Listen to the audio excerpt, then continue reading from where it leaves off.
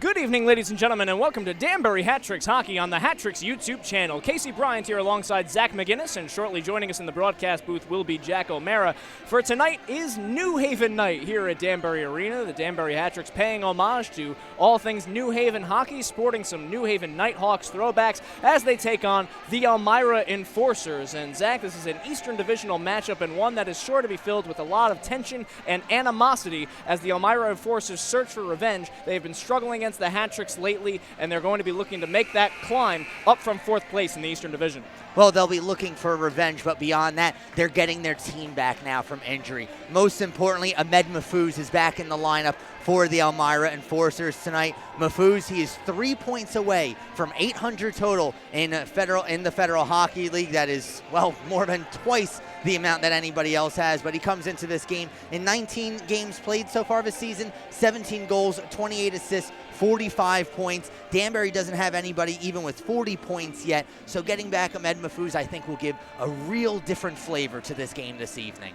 In goal for the Danbury Hat-Tricks tonight, making his first appearance back in front of the home fans since being called up to the SPHL, is Dylan Kelly, which is part of really a goaltending carousel for the Danbury Hat-Tricks. Tom McGuckin recently called up to the Fayetteville Marksmen in the SPHL, and Nick Niedert called up to the ECHL, will be backing up for the Reading Royals tonight. So tonight, Dylan Kelly will reassert himself, try to at least, as the number one netminder for the Danbury Hat-Tricks. What do you expect out of DK tonight, Zach McGinnis? Well, Kelly, I think he's going to come out strong. This is a goalie who was the starting goalie here. He had a firm grasp on that crease. Then he moves up to the SPHL. Suddenly, Tom McGuckin becomes a revelation, putting up a record of, 11 wins, a few losses, but really bringing through the rest of that winning streak that the Danbury Hat-Tricks had. So Kelly, this is a chance for him to reassert himself, to let the other goaltenders know, hey, you're not going to get rid of me just quite that easily. And opposite Dylan Kelly in goal tonight will be Troy Passingham. Passingham has made a couple of appearances against the Danbury Hat-Tricks. He does have himself a win. Most recently, he played in Elmira on December the 27th, stopped 34 of 39 shots. Wasn't enough to get the win, but Passingham has really been the number one go-to option for these Elmira Enforcers, and he's going to need to be strong tonight against one of the best offensive teams in the FPHL. One of the best offensive teams. They are the best offensive team. They have the most goals scored in the entire league. Passingham was nearly a member of the Danbury Titans back right before the Titans folded. This could have been his hometown. He's now drawn a home in Elmira. Loves the town there. Who can blame him? I think he's in for a big game tonight. Joining us here in the broadcast booth is Mr. Jack Elmira. Pleasure to have you up in the broadcast booth here today, Jack. And who on the Danbury Hat-Tricks bench do you expect to provide a little bit of a jolt here tonight? I think Kendall Boland-Porter. They just announced him in the starting lineup tonight. I think he's a great addition to have back in the lineup. He's one of those players who can provide grit and some speed in both ends of the game, the defensive zone and the attacking zone. I really like adding him back to this lineup here with Anderson and Shinkarik, or Dearson, I beg your pardon. I think he's going to provide some good time-eating shifts and going to be a really, really big effective point here as Danbury tries to continue this home win streak. Well, home win streak, you said it. They've won 8 straight on home ice. They're one of the best home teams in the Federal Prospects Hockey League, but you can't discount Elmira because they can explode offensively at any minute. Zach touched a moment ago on the history that is quickly approaching for Ahmed Mahfouz, and really they have several other offensive weapons like the likes of Hudson Michaelis. And Michaelis has been a terrific compliment to Mahfouz on that type line for Elmira. It looks like we're getting ready for the playing of our national anthem here at Danbury Arena. We're going to take a quick recess here in the broadcast booth. We'll be back momentarily for coverage of the Danbury Hat-Tricks against the Elmira Enforcers. For the singing of our national anthem.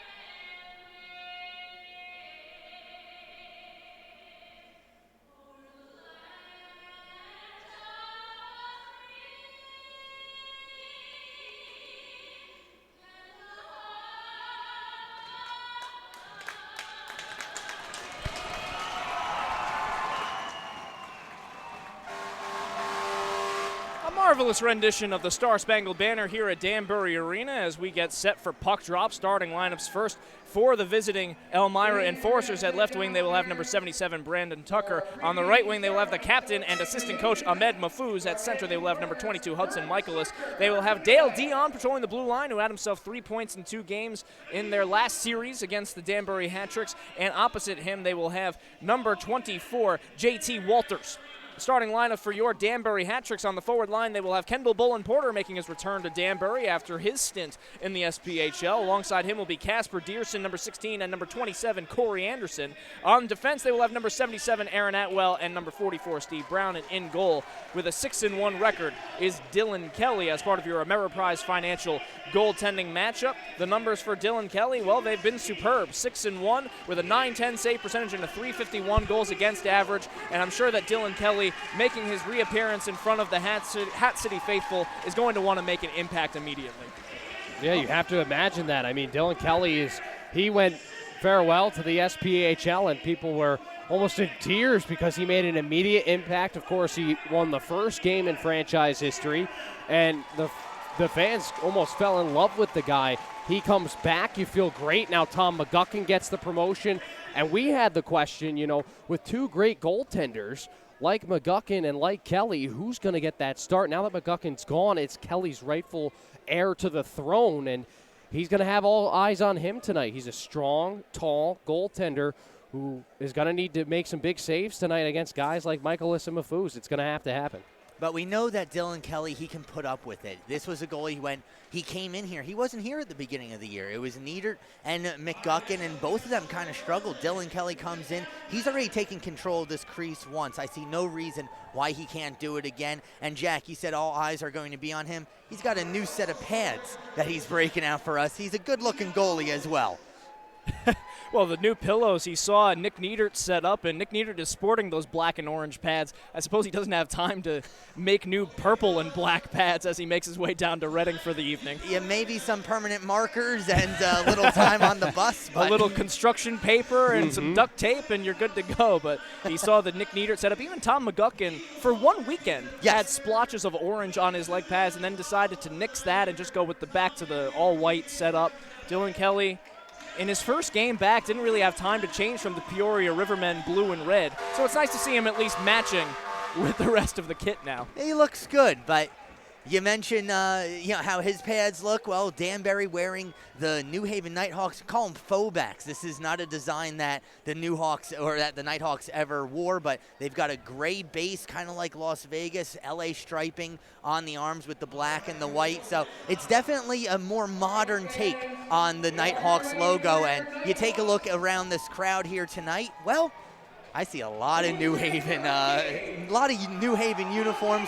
Jack, we saw some guys in the lobby before with the old New Haven trading cards. Everybody's enjoying it. They do. They really do. And it's one of those nights that you always just look at. And we did a whole promotion. Casey did a great job with that video, talking to Jeff Haynes, who is the CEO, the owner of New Haven Nighthawk Brewing, who's kind of taken over. He's got the entire rights to the logo, use of the logo. Fantastic brewing company. And you talk with Tom Kennedy, who was there during those days. Just a really great conversation.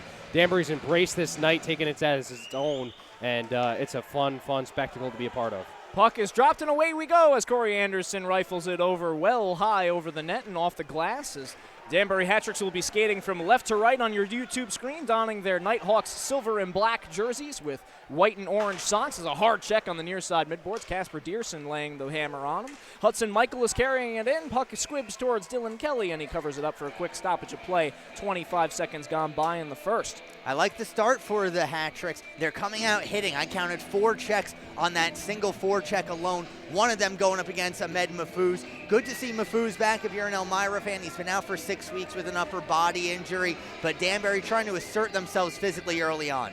Well, Mahfouz, as he hunts for number 800, and it's well within reason that he could get those 3 points alone here tonight. He has a streak alive right now of 6 consecutive multi-point performances, and that goes along with really what is a 17-game point streak for number 19. And, well, he is the FPHL's great one. He really is. I mean, the guy averages over 2 points a game. He has been a bane of any team here in Danbury, whether he's a member of Watertown. Taken away, and a one-timer shot, they score! And there it is, Ahmed Mahfouz, point number 1 of 3 necessary. And you were just saying that he's a thorn in Danbury's side, and there he is once again. So as I was saying, a thorn in Danbury's side. Great setup by Elmira off that loose puck. And again, you can't leave Mahfouz alone like that. Anybody in net, it doesn't matter who it is, Mahfouz is finding the back of the cage. And you give credit there to Michaelis, too. It spun on that pass. It was a tight angle that he was at to get the puck over virtually at a 90-degree angle to where he was standing. He got it right to Mahfouz's stick, and there's no way for Kelly to stop that one. Well, Dylan Kelly is a very long-limbed netminder, but even he could not use his long reach to glove that one out of the air, and a good job as well by Brandon Tucker to knock the puck loose in the first place. And Tucker will get the secondary, Michaelis the primary on Ahmed Mahfouz's goal for Mahfouz. That is his 18th goal of the season and 46th point as he closes in on Tyler Jurich, trying to get the number 1 scoring spot in the FPHL. 1:15 gone by and already a 1-0 score in favor of the Elmira Enforcers. Face-off will be to the right of Dylan Kelly. Going up in the face-off dot will be Brendan Hussey. He'll be countered by Johnny Ruiz. Ruiz wins it back towards the blue line. It goes into the corner. Gavrick crosses the way over to his defensive partner, Easton Oliver. Oliver will likely see some increased ice time with some absences on the defensive core. Shane Morrissey taking his first shift as a Danbury hat-trick, a recent signee from the Birmingham Bulls in the SPHL. And some new faces filtering in and out as Martin Tuma serves a 3-game suspension for extracurricular activities down in Delaware on Saturday as he got involved in a fight with Taylor Cutting. Well, how many times have we already said it this season? These guys, they need to have a next man up mentality. They've done pretty good at that. Thomas Freeman also absent from the lineup tonight as he deals with a lower body injury that could keep him out for a long time. We'll get an update later on as Yarwood goes down, and it looks like that'll be a slew foot call. Yes, indeed, a trip going against Cruz Listmeyer as he stuck his leg out and took down Yarwood, the first power play opportunity of the game for Elmira. Yeah, Cruz Listmeyer, no stranger to the penalty box here, just gets caught for really just a kind of a lazy play there, and you want to stay out of the penalty box, especially in the first couple of minutes in a game, and down by 1 goal early here for the hat-trick's not what you want to see. No, and in that, I think you put it the right way, Jack. Yarwood, he is at a different angle than I guess you would expect coming through that area. However, Listmeyer, he needs to be aware of where his body is. He needs to stay out of the box. Yarwood out to the point now to Dale Dion, who takes a step in. Dion's shot through traffic goes off the legs of Steve Brown over by the far side midboards. Ahmed Mahfouz will field. Mahfouz tries to get back towards the blue line. It's intercepted by Bronner, and off to the races is Carter Shinkarik. As he crosses the blue line, and a long wrist shot is blocker aside by Passingham. Behind the end line it goes. Phil Bronner in deep. Bronner does have a short-handed goal on the season. We'll see how aggressive the hat-tricks choose to be on the forecheck against Elmira. Elmira's power play is second best in the Eastern Division, 23.5% efficiency. Up on the right side is Brandon Tucker. Enters in behind the defense. He's got Atwell on him, a pair of 77s in the far side corner. It's dug out by Mahfouz. Now out to Michaelis at the far side midboards. Has a man in front of him, and Aaron Atwell. Gordy Bennell also trying to get a stick in the lane. Michaelis at the point, looking across the way, intended for Yarwood. It goes off a defensive skate and out into the neutral zone halfway through this power play. Behind the net it goes to Dylan Kelly, kept in by Yarwood. Yarwood over to Mahfouz. Mahfouz in the slot. He scores! Ahmed Mahfouz puts the Enforcers up 2-0. Well, and they're $7.99.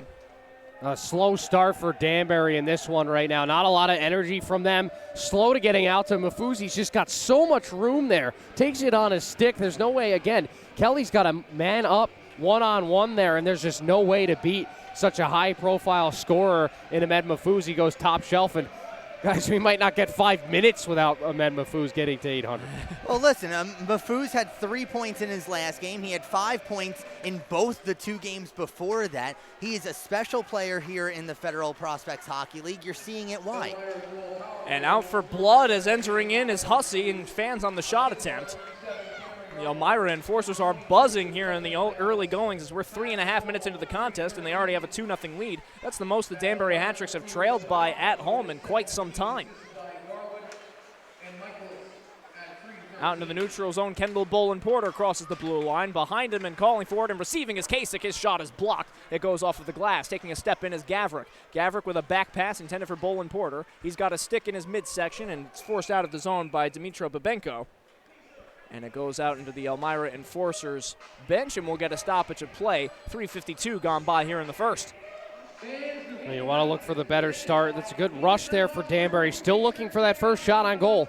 That's a statistic we're used to seeing Danbury light it up a little bit in the first period, especially in the goal category as well. Haven't seen much offensively from them.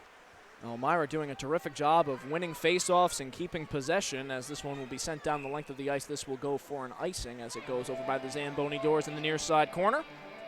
And we'll have a faceoff for the Hat-Tricks, and a key offensive zone faceoff is that, as I'm sure Billy McCreary wants to preach quick responses for his squad. Yeah, you're not going to want to hear what he has to say if this gets into the locker room with this deficit. He's going to be very displeased with the start of this team's game. And a shot off the faceoff that's gloved out of the air. Shane Morrissey with his first shot on goal.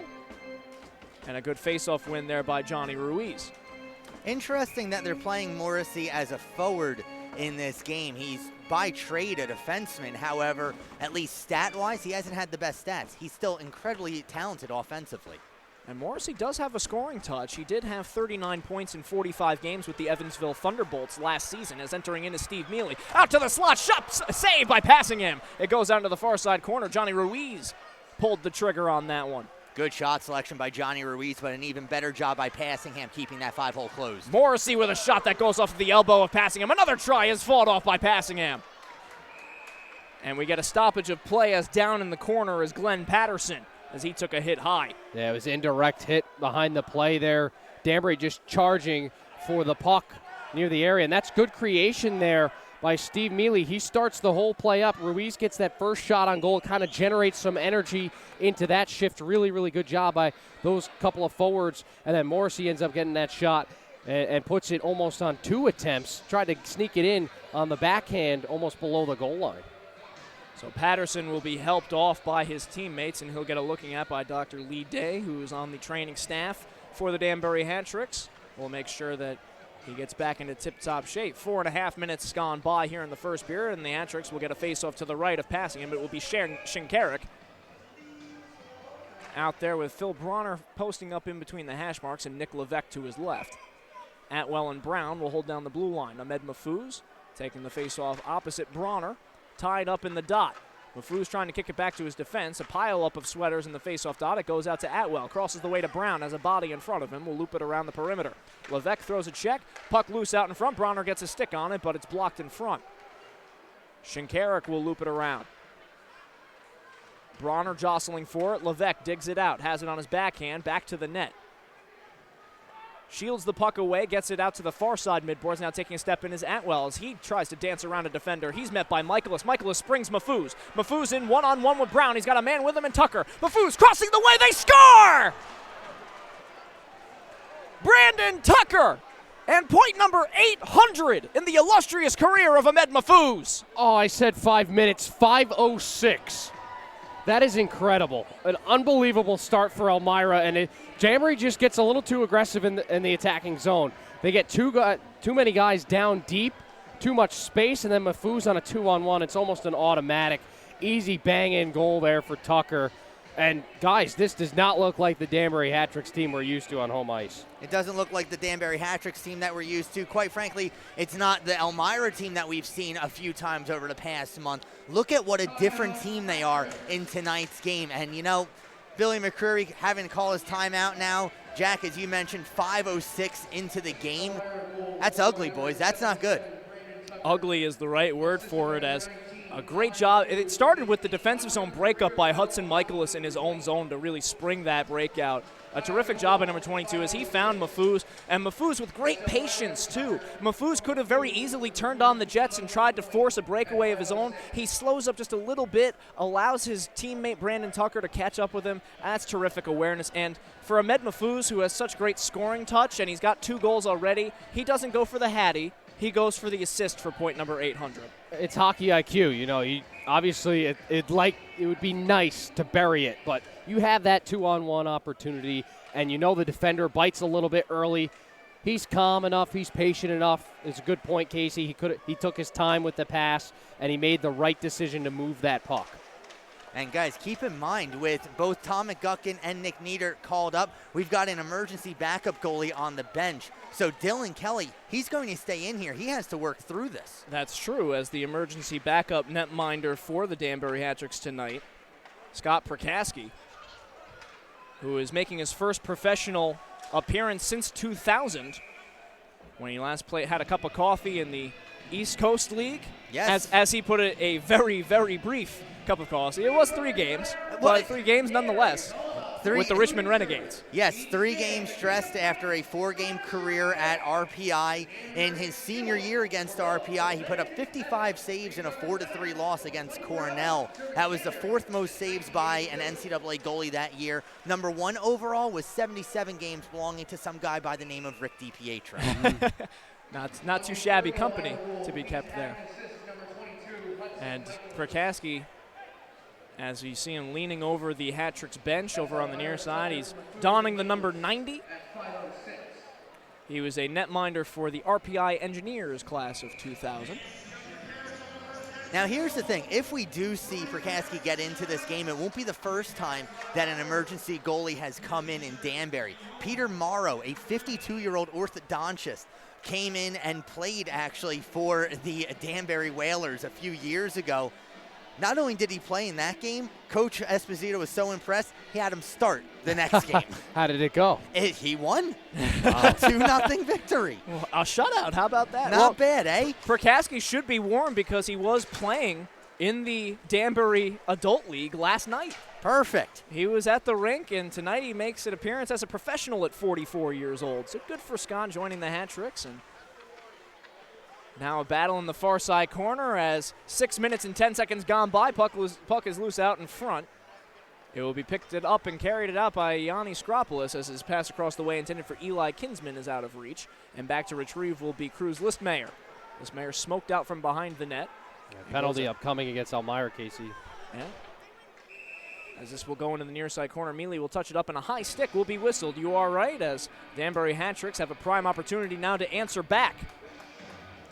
I'm not sure if this penalty's going against Elmira or if it's Carter Shinkarik who's... Really? Or no, it's going to be Gordy Bonnell going to the box. So Elmira back to onto the power play. Neither netminder moved, so I was perplexed. Yeah, that was my apologies, guys. The Hat-Tricks had the puck. I saw the arm go up for the official, so I assumed it was an Elmira penalty. Normally you'd be right.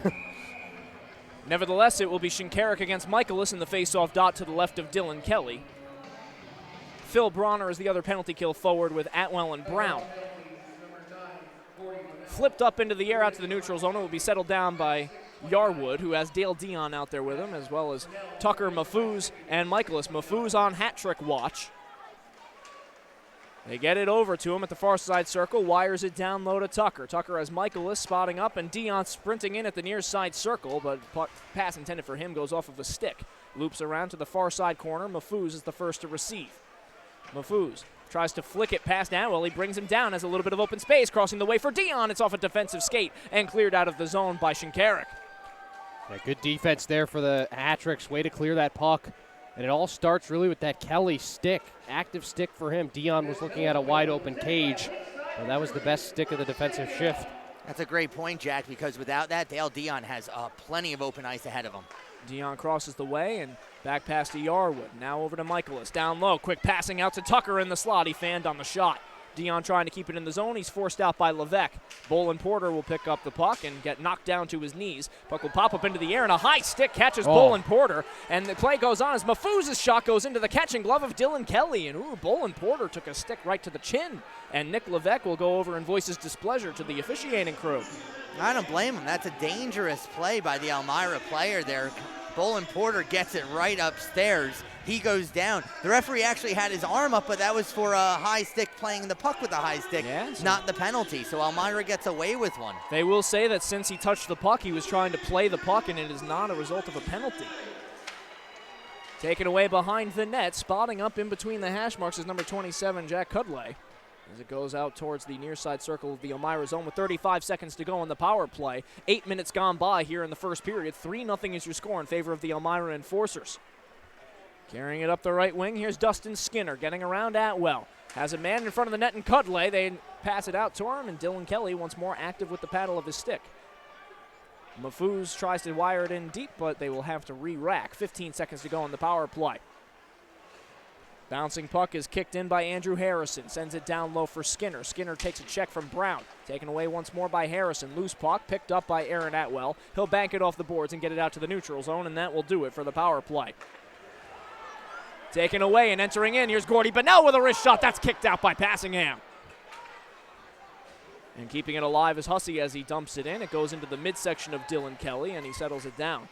Bit of a Bronx cheer coming up from the crowd there. Yeah, smattering of sarcastic applause out for Dylan Kelly. So a rough introduction in his way back from the SPHL. Wanted to endear himself to the crowd, and well, start couldn't have gotten much worse for number 29. He hasn't had much help from his defenders either. I mean, Mafuz, a couple of open looks, and it's tough to beat a 2-on-1 as well. Hussey now will maneuver ahead on the right wing. Stops short in front of Corey Anderson and dumps the puck in deep. Steve Mealy will settle things down. Mealy's got Anderson, Bolin Porter, and Morrissey. As Morrissey now joins Anderson and Bolin Porter in a new look line. Bolin Porter carrying it in on the left side, trying to drag the toe, trying to get it towards the net. It's met by the defense. Listmayer takes a step in. His shot, he scores! Cruz Listmayer gets the hat tricks on the board. It's 3-1. Oh, here come the Carrots. And Listmayer, you know, this is a seeing eye shot. Goaltenders, they call them burners. That never left the surface of the ice. And Passingham just couldn't splay out the legs in the butterfly quickly enough. And Cruz Listmayer, he's not a guy who's going to score a ton of goals or light up the score sheet. It's only his third point of the season, second goal. He's more of a guy who's going to win in his own end. Right here, he just takes the puck, has some open space, and you're right, Zach, that puck never leaves the surface of the ice. Just a seeing eye shot right there, right through the goaltender. It's exactly what the hat-tricks needed. Stop the bleeding for now and try to get back into this thing. And that all started with Kendall Bolin Porter trying to dipsy-doodle his way towards the front of a net. He was at the top of the circle. The puck just rolled off of his stick, but Elmira unable to clear. You know what? It gives the hat-tricks the kind of goal that they needed. So the Danbury hat tricks are on the board courtesy of an unlikely source, that being Cruz Listmayer, his first goal in front of a home crowd this season, his second. And a good way for him to re-endear himself after he took the penalty that led to the power play goal earlier in the game. You want to feel like you got one back for your squad, and that's what the team needs out of Listmayer. They need a little bit more discipline out of him, and they need for him to contribute a bit more offensively. Yeah, that's a good sign for him too. I think you know, as a guy, particularly as an individual, you feel great when you light that up. You feel kind of down. Okay, I took a penalty early. That led to the power play goal. I got one back, just like you said, Casey. It feels good as a player, too. All right, I finally am able to contribute to the team's offensive surge, whether it's in a losing effort or a winning effort or what might ever happen at the end of this game. But I think for the hat-tricks right now, all right, Carrots are on the ice. Take a deep breath. 10 minutes, 35 seconds to go in this first period. Readjust, make some changes, and get back into this thing. It's far from over. That is the thing, is that there's still a lot of hockey left to be played. 50.5 minutes remain in this contest, and if things continue at the trend that they are on, we could be in for a very high-scoring affair. I just feel bad for the goalies. 4 goals scored on 14 shots. Yikes.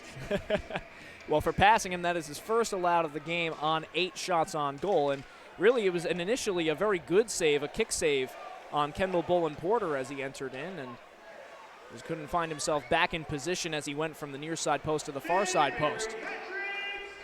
Carrying it up on the left side is Casper Dearson as he enters back in. Dearson across the way for Mealy, his shot shanked wide. Wonky bounce off the doors in the far side corner, keeps the puck in deep. Bolin Porter behind the end line takes a bit of a tumble. Now out to the point. It's kept in by Listmayer. He backhands it towards the slot. Yarwood will chip it up towards the blue line, and it'll be carried up by Hussey. Hussey up the left wing. It goes past the defense, and this one will be an icing. They will rule that it was not, in fact, touched by the stick of number 20, Dmitro Babenko, and we'll get a stoppage of play as we have officially reached our media timeout with 9:59 remaining in the first period. Well, an eventful first half of the first period, to say the least. And while we have a minute, we want to remind you to follow the Danbury Hat-Tricks across all social media platforms at Danbury Hat-Tricks on Facebook, Instagram, Twitter, and YouTube. Be sure to subscribe for exclusive interviews, behind-the-scenes footage, highlights, and more. And join our mailing list at danburyhattricks.com. As a solid crowd is on hand here tonight for New Haven night. And in the house tonight, the New Haven Nighthawks Brewing Company, and the post-game party at TK is a former staple of the New Haven Coliseum. Absolutely. What does he have, 65 different flavor wings down there? Tom Kennedy's a great guy, came in today, got some more tickets, big group coming. New Haven Nighthawks Brewing Company, they had a bunch of guys come together. They actually took a bus down here to come to the game, which is pretty cool. Really, really good night. And Millridge School as well, a local Danbury school, having their fundraiser night tonight. Close to 200 tickets sold. Wow. A new record for them. They had done fundraisers in previous Danbury teams. I've been in contact with one of the teachers there, and he said this is the best night we've ever had. So really good support from Millridge. Well, I'm willing to back that up. You take a look over in the 100 section, and Jack, it's packed over there tonight. It's packed. Now we just got to get some people in the 200s. Yeah. Well, we have a full house all right now in the Fairfield County Bank Premium Suites, which if you want more information on that, you can head to danburyhattricks.com/suites. See if you can book a party up there as we see a full house. And guys, the reason that was also immediate timeout after the icing, the referees came together, said it's not an icing. It was definitely could have been played by a Hat-Tricks player. They moved it to center ice, and that's why the media timeout occurred. Mafuz with a shot that goes off a defensive stick. I was going to say it looked like it went off of Babenko's stick over by the Hat-Tricks bench, and now carrying it in with speed is Levesque. Levesque has it on his backhand, tries to get it to Kasich. He's met by the defense. Now wrapping around with speed is Shinkarik. Flicks it out to Brown. Brown wiring a shot, looking for the redirection by Kasich, and couldn't find the stick. Levesque was knocked down to the ice and pops back up. And Levesque was very vocal during that media timeout as he was communicating with his bench and talking with Matthias Kasich, his line mate out there right now, as things are getting juggled a little bit for the Danbury Hat-Tricks. Bronner has been taken off the top line and replaced by Kasich. I wonder if that's if only to give Bronner a break after he took a lot of penalty kill shifts in the early goings of the game. They're trying to keep him fresh. I think it's also a combination of Billy McCreary just trying to figure out what works right now. That's a big part of this game, is just finding the right combination that's going to bring you the biggest success. Oh, that's a good point, Jack. I mean, Danbury's last game, they lose 6-2 down in Delaware. That hurts. You have the start of the game that they had today. Yeah, you got to change something. And entering in 2-on-1 is Tucker the other way. Tucker looks to the net, rings it off the iron, and it goes out of play. Oh, what a head fake by Tucker. He looked like he was going to pass it and ripped one. And once again, Elmira catches Danbury exposed at the back. It's Vlad Gavrik who bites too far up in the neutral zone. And it's an easy, once again, 2-on-1 opportunity. This time it's just to fire and rip it, and Dylan Kelly gets bailed out by the pipes behind him. At the near side circle it goes, playing over towards Dylan Kelly, and he'll cover it up once more for a stoppage in play, and we'll do it again with 8:29 remaining in the first period. And you have to say, obviously we mentioned Gavrik's a forward-playing defenseman in this role. That's part of the learning curve is, I want to jump up and get involved in the play, but there are some times where you have to just know to stay back and stay home on those types of plays where it's kind of in between. And right now, Vlad Gavrik is paired with Easton Oliver, who just hasn't played too many games with the Danbury Hat-Tricks. Ordinarily, Gavrik's partner is someone like Marty Tuma, who has a good enough head on his shoulders. He's a veteran, and he's been able to kind of recuperate for some of Vlad Gavrik's misadventures as he tries to knock his offensive tendencies. Is Ruiz with a backhander that goes off of Passingham's pads. Another stuff and try at the far side post. That one is fought off, and taking a swing down with Shane Morrissey. Now carrying it up the left side. Here's Babenko. He's met at the blue line, and that'll be a stoppage play. They will deem him offsides, and will do it from in front of the Hat-Tricks bench. And that was Gavrik's effort at the blue line. So you see there, he's not a bad defender by any means. It's just one of those things we're getting instinct, adjusted. Yeah, exactly. The instincts are there. It's the positioning that he just kind of still has to figure out, and obviously that's one thing. But since that goal, Casey, and really the shifts leading up to that goal, you've seen a much better approach for Danbury. It looked like at the first, 5 minutes, 6 minutes in this game, they kind of had their heads spinning a little bit. Not really sure what's going on. All over the place. They've simplified their game. Dearson with a shot off the mask. A rebound is picked up by Bolin Porter. Intercepted by the Elmira defense and now carried up the right wing. And you said it, Jack, because, I mean, this has shades of the November 16th game between the Elmira Enforcers and the Danbury Hatchetts, where the Enforcers got 3 goals within the span of 30 seconds. They just have this propensity to explode at a moment's notice because of the kind of high-caliber offensive talent they have on their roster, as Dearson is fed tape to tape. Enters in on the right side. Long shot kicked out. Juicy rebound in between the hash marks, but no one was there. Mealy motors ahead. Tries to drop it back, intended for Anderson. It's taken away by Elmira and carried up the left side. Here's Horvath sending it across the way, and Horvath has that pass intercepted and carried in by Corey Anderson. Anderson with a long wrist shot, bouncing puck off the pads. Turnaround shot is kicked out by Passingham. Ooh, Phil Bronner got a stick on that one. Yeah, and it all starts with a nice little stick lift by Bronner and then a little spinorama move. And those extra shifts he spent on the bench there, Casey, you mentioned it. That looked good right there. Good energy from Bronner. And a juicy rebound off of the center of the crest on Passingham's sweater. That's a back-to-back rebounds that go right out to the center of the ice, a dangerous area. Here's Mafouz behind the net. Mafouz with a backdoor pass. They score! What a feed from Mafouz!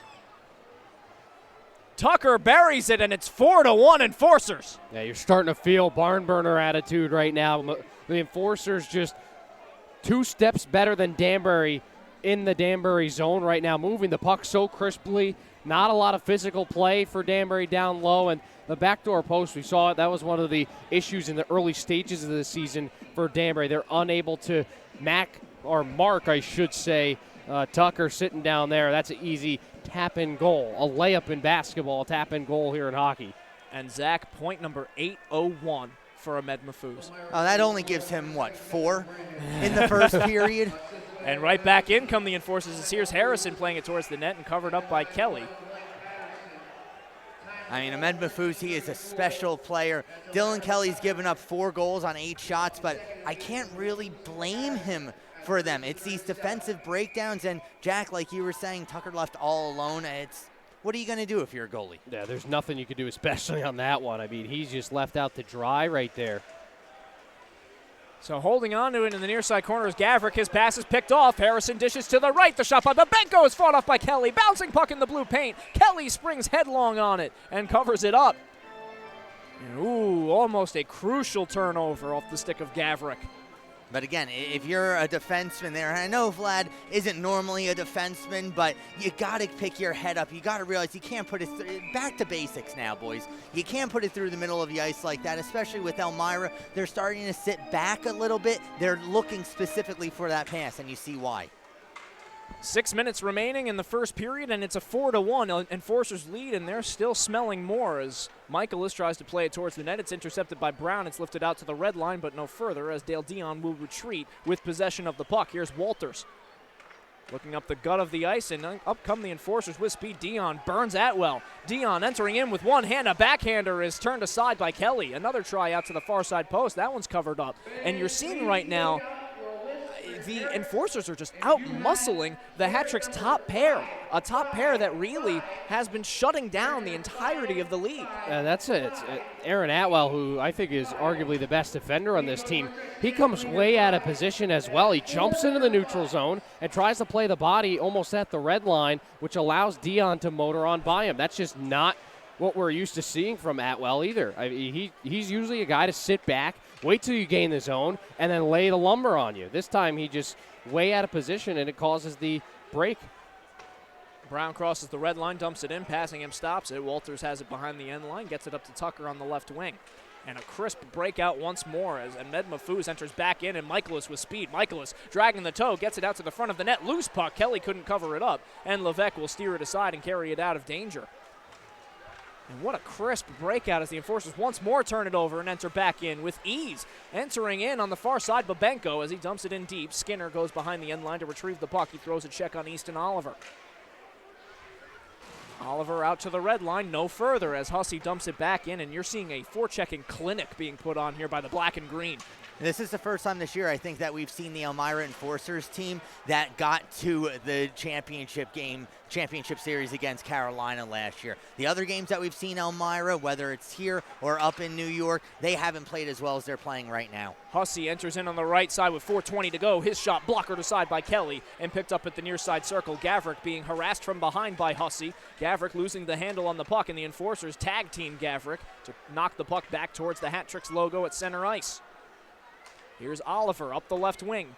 Through the wickets of Ruiz, trying to settle it down. Skinner kicks it out towards the neutral zone. A savvy play there by Skinner using his footwork.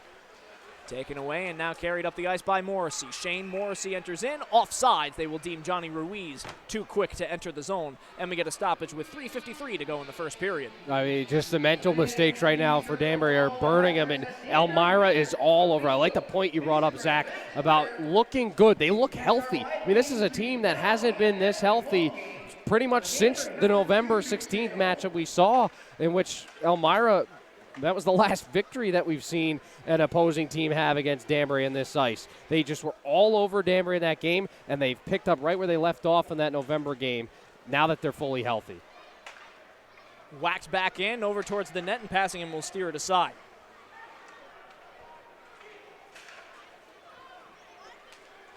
Into the near side corner with 3.5 remaining in the first period. Tucker has the puck taken away from him by Atwell as he evades another forechecker in Mafuz. And up the ice with speed and 3-on-3. Entering in Anderson, trying to force his way past the defense. Behind the end line and taking it away and escaping are the Elmira Enforcers. Here's Tucker crossing the red line, crossing the blue line, and flicks it towards the net. Kelly will blocker it, punch it out of the air, and leave it back for Oliver. And boy, how strong and how quick the Enforcers have been to pounce on these pucks, and the Danbury Hat Tricks seem like they're slowing things down right now as they're just trying to change the pace of play. It's almost like a batter stepping out of the box to try to throw the pitcher off his rhythm, because right now the Enforcers are just sensing too much as here comes Morrissey losing the handle on the puck. Morrissey from his knees gets it back now to Bonnell and to Ruiz, who settles it down at the midboards. Bonnell shields the puck from a hit, down low for Morrissey, leaves it for Ruiz. Ruiz looking in front of the net for the blind pass. It hits off of the side of the cage, and Walters will take it away. 2:25 remaining in the first period as Walters spins away from the forechecking Bonnell as the crowd grows a bit restless over there in 102. Well, they had an odd man opportunity in the attacking zone, and once again, Danbury just passes to no man's land. You have to do better with the puck. It just looks like Danbury just is not comfortable right now playing hockey. Well, that's a good example right there. Aaron Atwell enters the zone. He's caught from behind. He has no options. He has nowhere to put the puck, and it's another turnover. Throwing a check is Andrew Harrison in the far side corner. He comes together with Carter Shinkarik. Harrison doing great work. He's got 3 hat tricks around him and is still keeping the puck in deep. Now it squirts out to the near side corner where Steve Brown is the first to retrieve. He's got Hudson Michaelis behind him. Now Michaelis will provide a little bit of breathing room for Atwell as he settles things down. 1:40 to go in the period as Atwell starts the breakout to Levesque, who gingerly skates past his own blue line and immediately coughs it up. Here's Michaelis squaring to the net to Yarwood. Back to Michaelis. Has Tucker lurking. That shot goes off the side of the cage. Tucker also on hat trick watch here as he's got a pair of goals. A hard check by Phil Bronner brings him down, and here comes Levesque. Levesque entering in with Shinkarik. Levesque's long shot fought off by passing him, and it goes out to the far side circle, but that at least wakes the crowd up. Wakes the crowd up, and Ahmed Mahfouz is looking for one with Phil Bronner right now. And Bronner skating around and not dropping him yet as he's still in the near side corner fighting offensively, and he's got Michaelis trying to exact revenge on him. Final minute of play here in the first period. 4-1 is your score. Here's Easton Oliver looking down low for the redirection. Bronner brought down from behind. And puck will be lifted up out into the neutral zone. Turning around is Oliver with 45 to go. Oliver flips it up. Yarwood gets a paw on it. And checking into the Danbury Hat Tricks bench as Nick Levesque finishes his check. And I believe that might have been Carter Shinkarik as well, knocking Tucker into the Hat Tricks bench. Elmira has too many. Elmira had 6 men on the ice, and that will be a penalty. Yeah, linesman got it, guys. As Michaelis started back towards his bench and then stopped to exchange words with Nick Levesque. I thought there was a little too much green out there, boys, and you start counting them up. 1, 2, 3, 4, 5, 6. Casey, we've seen Elmira with the bonus player out there before, but well, that's true. That was the clip of the breakaway, the phantom breakaway yes. on Nick Needert. I remember that. But with 28.7 seconds left, Danbury will get a chance on the power play. And, you know, Danbury, ever since that hit thrown by Phil Bronner, they're starting to wake up. Casey, you said it in your play-by-play there, but now you're starting to see the hits. They haven't figured out what to do with the puck yet, but at least they're getting their heart back into the game. Well, I can't help but go back towards Hudson Michaelis because Tucker was the one who got checked into the bench, and he was held there for a while. He had a body conveniently draped over him. It happens. Keeping him in the bench. Hudson Michaelis took exception to that. And Michaelis starts back towards his bench and then stops to keep jawing with the Hat-Tricks bench, whereas a man had already come out for him and the Enforcers had possession of the puck. So with 28.7 seconds to go in the first period, the Hat-Tricks will get a power play opportunity, and wouldn't they love to get back on the board here before period's end. And one thing we should point out, guys, it's starting to build that Elmira-Danbury rivalry. Obviously, these franchises, Danbury brand new, Elmira's got a year under their belt as a newer franchise. We're starting to see that blood boil up again between the two cities. It was quiet for a while. It was. We're getting back there. Well, this is the, I want to say, 7th meeting between these two teams, 6th or 7th, I could be wrong, but when you see each other multiple times in rapid succession as these two teams have, you start to grow a bitter hatred for your opponent. As with 10 seconds to go, here's Johnny Ruiz crossing the blue line, gets it in deep to Dearson. Dearson with a bad angle try over towards passing him. It's fought off. 5 seconds to go. Bronner drops it back for Ruiz. 2 seconds. Ruiz's shot saved by passing him. Rebound is cleared out towards the point, and that will do it. So the Hat-Tricks will get a minute 31 of power play time that carries over into the second period in an opening frame that, even though the Hat-Tricks, according to our scoreboard, have 17 shots on goal, it simply does not feel that way because the Elmira Enforcers, what a performance they put on in that opening 20 minutes. Hands down, arguably their best period of at least of the season against the Hat-Tricks. It's questionable because we saw that performance just a couple of months ago. They came out ablazing, the 3 quick goals right there. Mafuz quickly to 800. Why not? Why not? And what a way to spoil at least the first period of New Haven night. Just come out with a vengeance, and they're trying to break that long win streak. A lot of hockey left, still 40 minutes to go, but the deficit is 3, and that's a tough one. So we'll be back here when the ice is cut here at the Danbury Arena. You're watching Danbury Hat-Tricks Hockey on the Danbury Hat-Tricks YouTube channel. Casey Bryant alongside Zach McGinnis and Jack O'Mara. Don't go anywhere.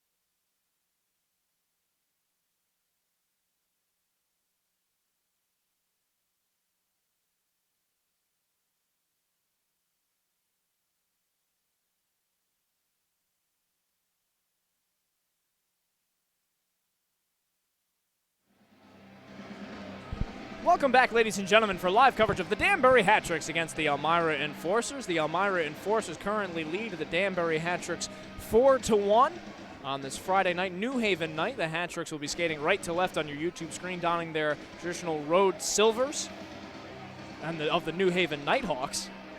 And we were speaking with some fans that are sporting.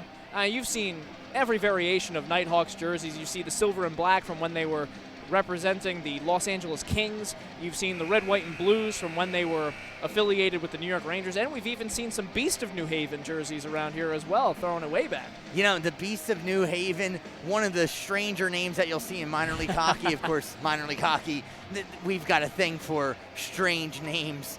But the Beast of New Haven, I believe they were the affiliate of Columbus in their last couple years, as they have a very Columbus-like uniform with the blue down the arms and, well, with lots of lime green on there as well. And we've seen all different kinds of variations as the puck is dropped, and away we go here for the second period. As a glove is already loose. Out in front is Kendall Bolin-Porter maneuvering with only 1 mitt. Cycles it down low for Phil Bronner. Bronner leaves it over to the near side midboards, Johnny Ruiz. A power play carrying over here into the second period as Ruiz has it at the circle, gets it out to Shinkarik at the blue line. Shinkarik has a man over at the right side, instead wires it over to Ruiz, a one-timer that goes off the chest of Passingham, and Passingham a bit shaken up. Looks like a penalty coming up against Elmira here. And going to the box is JT Walters. And with 1:02 remaining on Danbury's initial power play, they'll have a 5-on-3 now for that 1:02. And trailing by 3, this is a fantastic opportunity for them to get back into this game. As it's going to be Walters sitting for 2. He interfered in front, and, oh, Casey, Jack, this is perhaps a chance that Danbury needed. Bolin-Porter will get it out to Shinkarik, crosses the way, taking a step in is Morrissey. His shot, he scores! Shane Morrissey with his first goal as a hat trick, a power play goal. It's 4-2. Well, just like you said it, Zach, this is what they needed. Morrissey in his Danbury debut lights it up on the power play. Just that little space. He takes that step in. You see him just hanging on right there. And that's never a good thing if you're a goaltender when you see a skater on the power play with that much room and nobody comes up to try to take him off the puck. He buries it, and Danbury splits the difference now. What a release on that shot by Morrissey. He snapped it right past Passingham. For Morrissey, Jack, as you mentioned, it is the first goal in the for the season for Morrissey so far this year. In 11 games with Birmingham, he did not record a goal. In 10 games with Roanoke, both in the SPHL, he had 4 goals. So nice for him to see the back of the net again as well. As they announce Morrissey's power play goal over the speakers. 1:45 still remaining in a power play for the Danbury Hat-Tricks as it came just seconds into a 5-on-3. Shinkarik and Bolin-Porter will get the 2 assists on the goal. Setting up shot behind the net and now escaping as Shinkarik looks to his left, passes to his right. Maneuvering up the gut of the ice is Ruiz. One hands it up to Bolin-Porter. In with speed, sending out to an area. Here's Morrissey settling it down as Shinkarik across the blue line. They find Ruiz. Now out to Shinkarik over by the Colonial Sea. Gets it over to Ruiz. Bronner setting up down low. Now across the way, intended for Bolin-Porter. His shot fought off by Passingham. And the net comes off its mooring on the near side post. They will stay in the zone, guys. Goaltender kicked it off himself. No issue there. So Danbury can hold it in the attacking zone with $1:13 to go on that power play. You want to keep this pressure up there. Very good. They went blue line to blue line on that move thanks to Ruiz. And then a good pass from Kendall Bolin-Porter. There's just no one there at the far side post. No one on the back door, but Jack, great job bringing up the passing that the Danbury defense was able to do. Elmira very aggressive on their penalty kill. Danbury needs that puck movement to keep the puck in the offensive end. Here's Atwell dishing to his right. A long shot, a wrist shot that's snatched out of the air by Passingham. That was off the stick of Corey Anderson. Anderson currently out there with Bonnell, Levesque, Gavrik, and Atwell as the 5-man power play unit. Tucker and Mafuz were the penalty kill forwards. Tucker will come off, and he'll be replaced by Babenko. And a similar spot to Anderson to where Morrissey scored his goal. This time Anderson was at a difficult angle, so it's better for the goaltender and Passingham to pick that shot up. Easy glove save. Face-off one, back to Atwell at the far side point. Gavrick spotting up for the one-timer at the near side circle. Long wrist shot is kicked out to the far side corner. 50 seconds to go in the power play. Here's Levesque. Out to Anderson at the midboards, has Mafuz on him.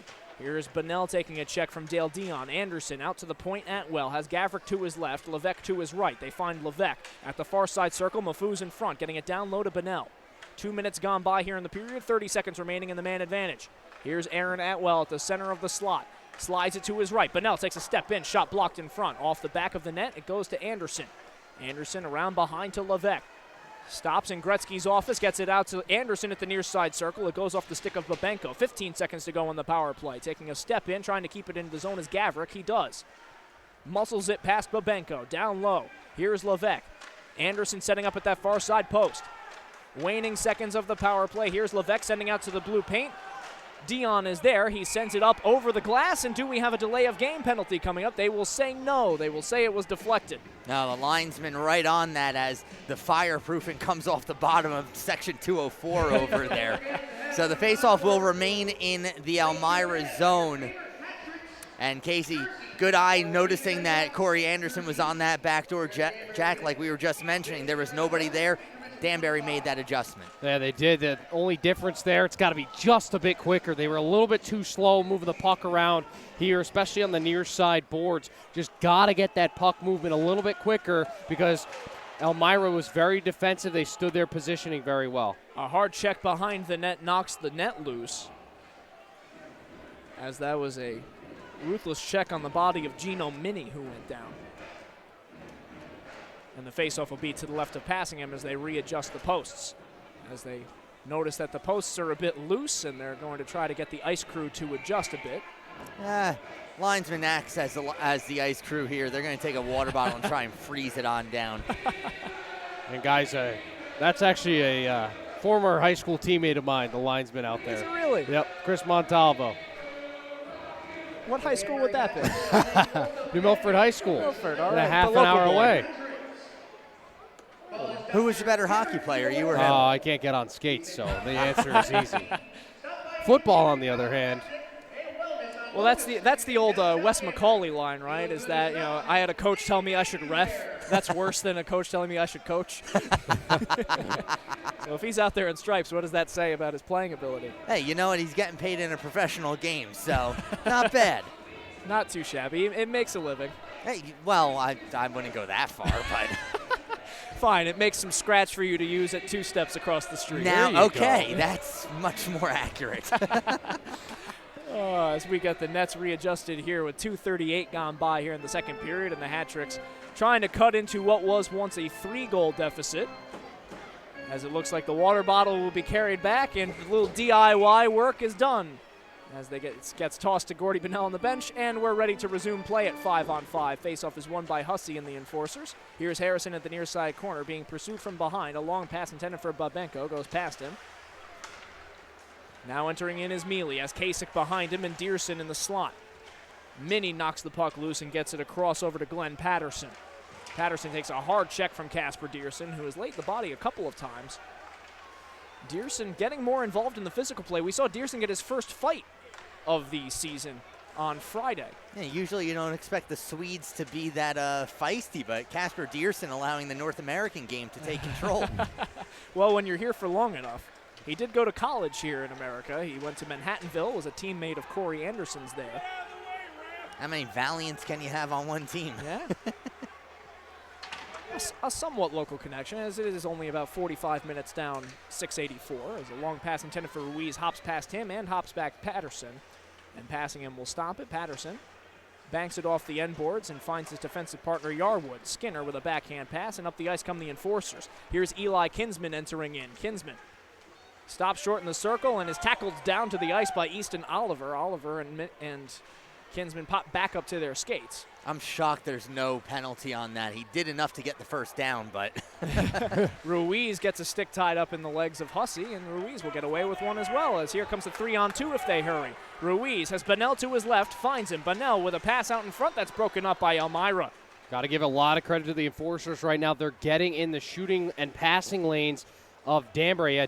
Danbury's a little bit quicker this period, but they still aren't moving the puck well enough. No, they're making it easy for the enforcers. On that last rush, everybody driving to the net. Good idea in theory. If you have somebody up high in the slot, that's the option that would have been a good choice. An errant pass off the stick of Vlad Gavrik will go down the length of the ice for an icing, and we'll get a stoppage of play. 4.5 minutes gone by here in the second.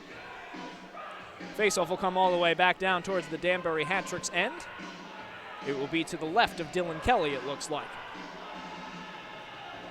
Out there taking the face-off draw will be Jack Cudley. He's got Skinner to his right and Kinsman to his left. It is one back to Yarwood at the point. Yarwood evading a forechecking Vlad Gavrik. Excuse me, that's Nick Levesque. Yarwood spins away from Levesque, trying to set it up in front, intended for Kinsman. No one was home. Now maneuvering up the left wing and met by the defense, Carter Shinkarik, as he was trying to take that feed there from Morrissey. Morrissey starting to get a little bit more confidence in his game at 5-on-5. He was a bit shaky in the first, but you feel like with every passing shift, he's going to get a bit more comfortable, especially now that he's found the back of the net. Yeah, you break the ice like that, it's just so much easier to just find your own part of the game and get going. I think there's always something to be said about perhaps having nerves. First period, new team, new locker room. Morrissey didn't get to town until, yesterday, maybe this morning? That's true. He's been moving around. He was, as you mentioned, in Roanoke and in Birmingham already in this year. And last season he was a bit of a vagabond as well, as he played in Evansville and then played for 2 different ECHL teams on loan. He played 10 different ECHL games last season, so he's been bouncing around. But wherever he goes, he seems to find his scoring touch, so we'll see how he acclimates to Billy McCreary's culture. 5 minutes and 40 seconds gone by, and a Let's Go Hawks chant up from Section 102, cheering on their New Haven Nighthawks-inspired Danbury Hat-Tricks tonight. Anderson leaves it back for Bolin Porter, who in turn leaves it for Dearson. Dearson sends it towards the end boards. Dion dishes it over towards the left side. Now here's Anderson turning around, his shot errant. Goes over towards the near side point and will be forced out. Easton Oliver will retrieve. And the enforcers right now, guys, are doing a great job of forcing Vlad Gavrik to turn his back as the defender and forcing him to retreat as he coughs the puck over again. Mafuz with a setup in front. Their shot. They score! Send in the hats. It's number 77, Brandon Tucker. It's 5-2. Okay, so you just mentioned how Elmira has been victimizing Vlad Gavrik. There you do it again.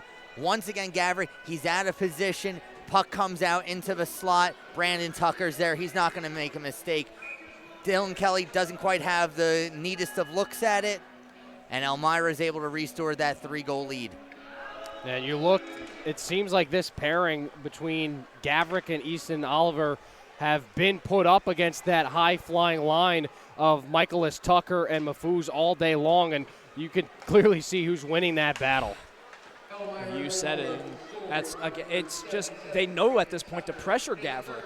And Gavrik turns his back to the forechecker and tries to fling it to the left side, and it either ends up as an icing or a turnover. It's been a rough day at the office here for number 81. Morrissey trying to cut to the slot. He's met by Patterson, and it's forced out to the neutral zone. Atwell will settle things down, cross it to Steve Brown as the Hat-Tricks once more find themselves trailing by 3 as Brandon Tucker completes the hat trick. That is goal number 19 on the season for number 77. Now up the ice once more, Tucker. One-touch pass, leaves it for Mafuz, who motors on in. Mafuz, the lead pass for Patterson, trying to get past Dylan Kelly with the setup in front. Can't connect with the stick of Tucker. Now off to the races the other way. Here comes Ruiz in on Michaelis. Tees up a slapper. That goes into the corner. Morrissey fields in the corner. Morrissey behind the net. It goes to Ruiz with Kasich lurking on the post. They find Kasich looking for the setup in front. Standing in between the puck and Morrissey was Glenn Patterson. And Morrissey will frustratedly make his way back to the bench. Again, right idea in theory, but the execution needs to be there too. Patterson, it's telestrated to him. He's right there. He makes an easy play in front of his own net, and then it's back the other way for the enforcers. Easton Oliver doing battle with Babenko and Harrison in the far side corner. Ruiz also there providing support for the Hat-Tricks. Gavrik gets a stick on the puck. Now Gavrik into the near side corner. Being pursued by Harrison. Escapes out to Bunnell. Bunnell's exit pass is picked off. Babenko gets it over to Hussey. Hussey brought down by a hat-trick stick. No whistle. Play goes on. 8 minutes gone by here in the second period. I think Hussey actually stepped on the puck there. The Elmira bench was certainly looking for a penalty, but I don't think there was one to be had. The stick was in the area. Certainly. So here's Gavrik now trying to evade Babenko. Cuts right in front of the hat-trick's net and sends it out towards the neutral zone. Racing ahead to try to beat the icing is Gordy Bunnell. It will instead find its way towards the blue paint where Passingham will cover things up for an offensive zone faceoff for Danbury. Yeah, we were talking a moment ago about Vlad Gavrik on the blue line.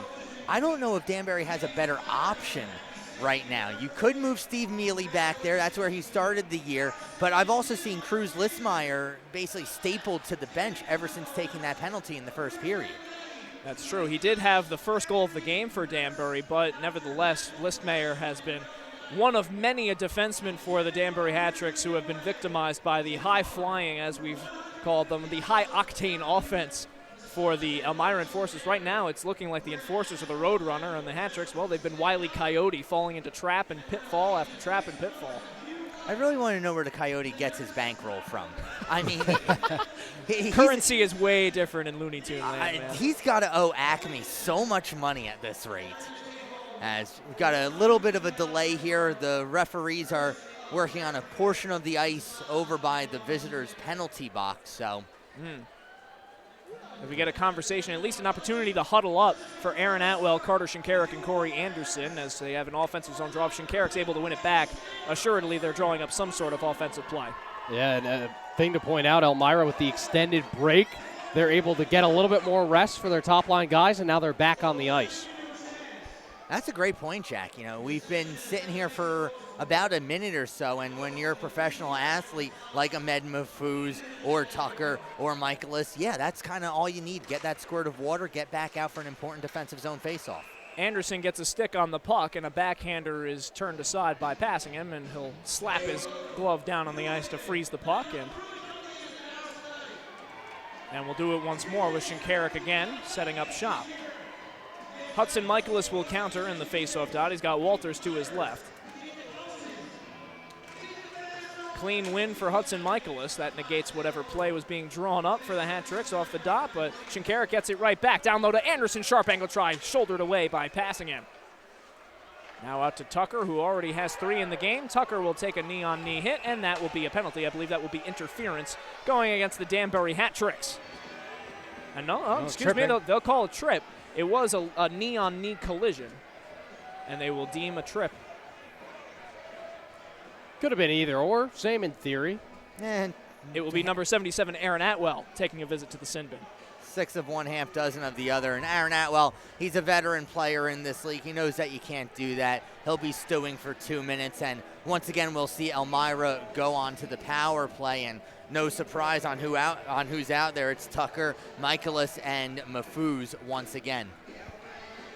So the faceoff will be to the left of Dylan Kelly. Shinkarik will remain out there on the penalty kill with Phil Bronner, Steve Brown, and Vlad Gavrik. Top line out for the Elmira Enforcers. They've got Tucker, Michaelis, and Mahfouz with Yarwood and Dion. Set up in front off the stick of Steve Brown, and it trickles towards Dylan Kelly. And Dylan Kelly spryly covers the puck up. And Dylan Kelly's, I think his stick has been the best penalty killer so far in this game for Danbury. Right there, that puck's rolling. He uses that long reach to cover it. It hasn't been a night to remember for Dylan Kelly by any means, but his stick play has been very good. Down low to Michaelis in the near side corner. He's got Gavrik on him. Shinkarik will turn around, bank it off the boards, and send it out towards the red line where Yarwood and Dion will play pitch and catch. Yarwood will dump it in deep. Dylan Kelly aggressively out from his net to play the puck. Gavrik tries to ice it. He does. It takes a wonky bounce off the stanchion in the far side corner, and it gets out to open ice. Passingham will stymie the puck with 1:20 to go in the power play. 9 minutes, 20 seconds gone by here in the second. Here's Yarwood finding Dion up ice. Dion with a lot of room will enter in offensively. He's got Mahfouz to his right in the high slot. He's sandwiched by a couple of Hat-Tricks. Now out to Michaelis. Maneuvers towards the slot, wrist shot, right leg pad save by Dylan Kelly. Now to the near side corner to Ahmed Mahfouz where he awaits the puck. Instead sends it back to Cameron Yarwood.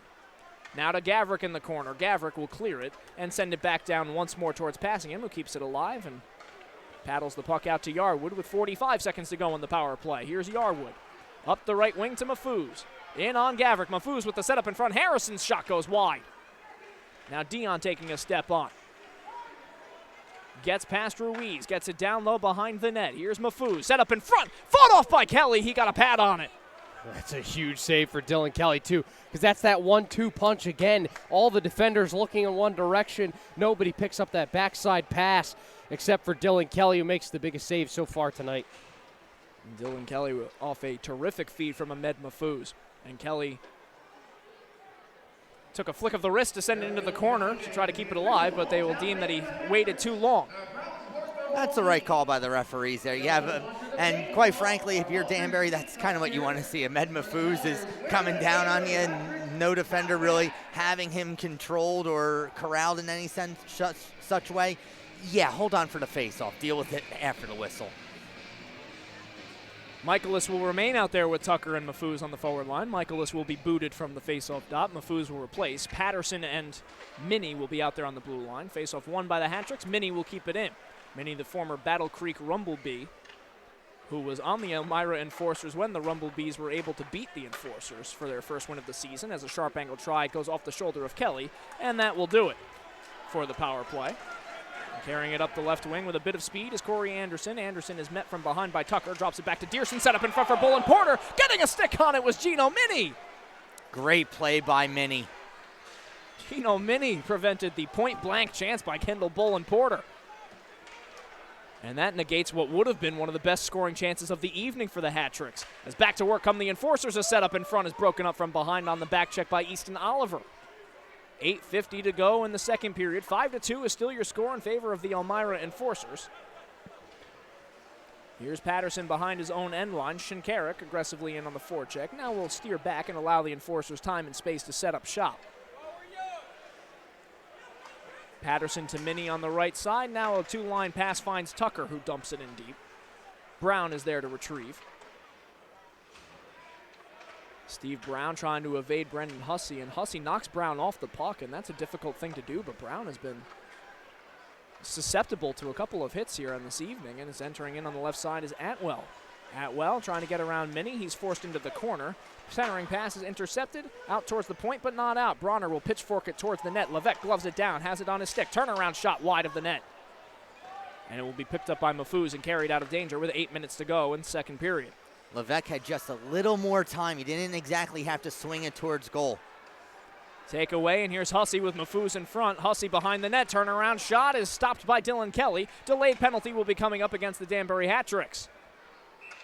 As Bronner will touch up, and we'll get a whistle for interference going against Danbury, and I believe this one will be going against Aaron Atwell. And I think you're right, and in which case it's going to be Atwell's second straight trip to the penalty box. It was Ahmed Mahfouz who got knocked down in front of the net. Mahfouz in an area that he certainly likes, but looks like it's going to be Carter Shinkarik instead. Oh, no, excuse me. All right. Yeah, Shinkarik going to the box, and that's another important penalty killer that Danbury will be without the services up for 2 minutes. And I think the most important thing is you're down by 3 goals. You can't just keep taking penalties like this. You're not going to be able to come back into a game if you're down a man. It interrupts the flow of momentum, to be sure, as Yarwood has the puck on the near side wall. Mahfouz out in the high slot, winds and fires, and it goes into the midsection of Dylan Kelly, and we'll get a stoppage of play. 7:29 remains on the clock in the second period. 13 seconds into this power play. And we look at how well Danbury started this period. Foot on the throat. They have a 5-on-3. They jump right away. They get that goal. Okay, the second one expires. Not a problem. You're down by 2 now. And then they let Elmira crawl back into the game. They've taken a couple more penalties in this period. They haven't been able to get that passing sequence down, especially in the final third of the ice, which is the most important right now. It's really just got to clear up a little bit for Danbury. That's a good point, Jack, because, yeah, their shots are coming off the rush. They're not getting anything set up down low. They're not getting their offensive system really working at all.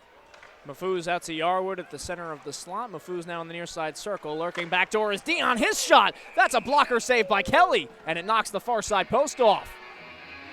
I'm not sure if that's block or a post. Who cares? It stays out of the net. And Kelly comes up. I thought he might be holding his arm there a little bit, but instead he's just trying to fix the netting. The top line will remain out for the Elmira Enforcers. They've seen virtually every second of power play time. They got to get tired at some point, right? You would think, but after 10 years of professional hockey, Ahmed Mahfouz, there's no sign of him slowing down. As Dion across the way to Mahfouz, winds and fires a slap pass in front. Michaelis gets a couple of shots off, and Dylan Kelly is up to the task. Inches. 3 or 4 different whacks by the stick of Hudson Michaelis. And the biggest save was the first one because he got the puck down and then it was Danbury who collapsed on goal to make sure that nothing else came of it. Good pressure down low, then finally a good clear. But once again, Elmira finding a way to get the puck to the net. Halfway through this power play opportunity as puck is poked out into the neutral zone. That's Shane Morrissey out there on the penalty kill. He's joined by Phil Bronner. Bronner trying to dig the puck out from his bench, gets it over to Steve Brown by the penalty box, lifts it up into the air down towards Yarwood, who gloves it down with 35 seconds to go in the power play, 6:15 to go in the second period. Here's Dion picking up a bit of speed and threads the needle to Mafuz. Mafuz in behind the defense. His shot is blocker down by Kelly, and he holds. Strong save by Dylan Kelly. As Ahmed Mafuz, he's on the blue line. He's not moving. He's just sitting there right between the two Danbury defensemen. Somebody has to be on him because Mafuz, yeah, he might be a little bit older. He still has that jump, and he's still looking for a hat trick. Well, you got to give credit. Aaron Atwell, good back check there. Just lifts the stick enough, and it's an easy save there, or easier save for Kelly. And not much has come easy for Danbury in this game. 15 seconds to go on the power play, and Mafuz sends one towards the net, looking for the redirection by Patterson. And Mafuz, as you mentioned, Zach, was standing still.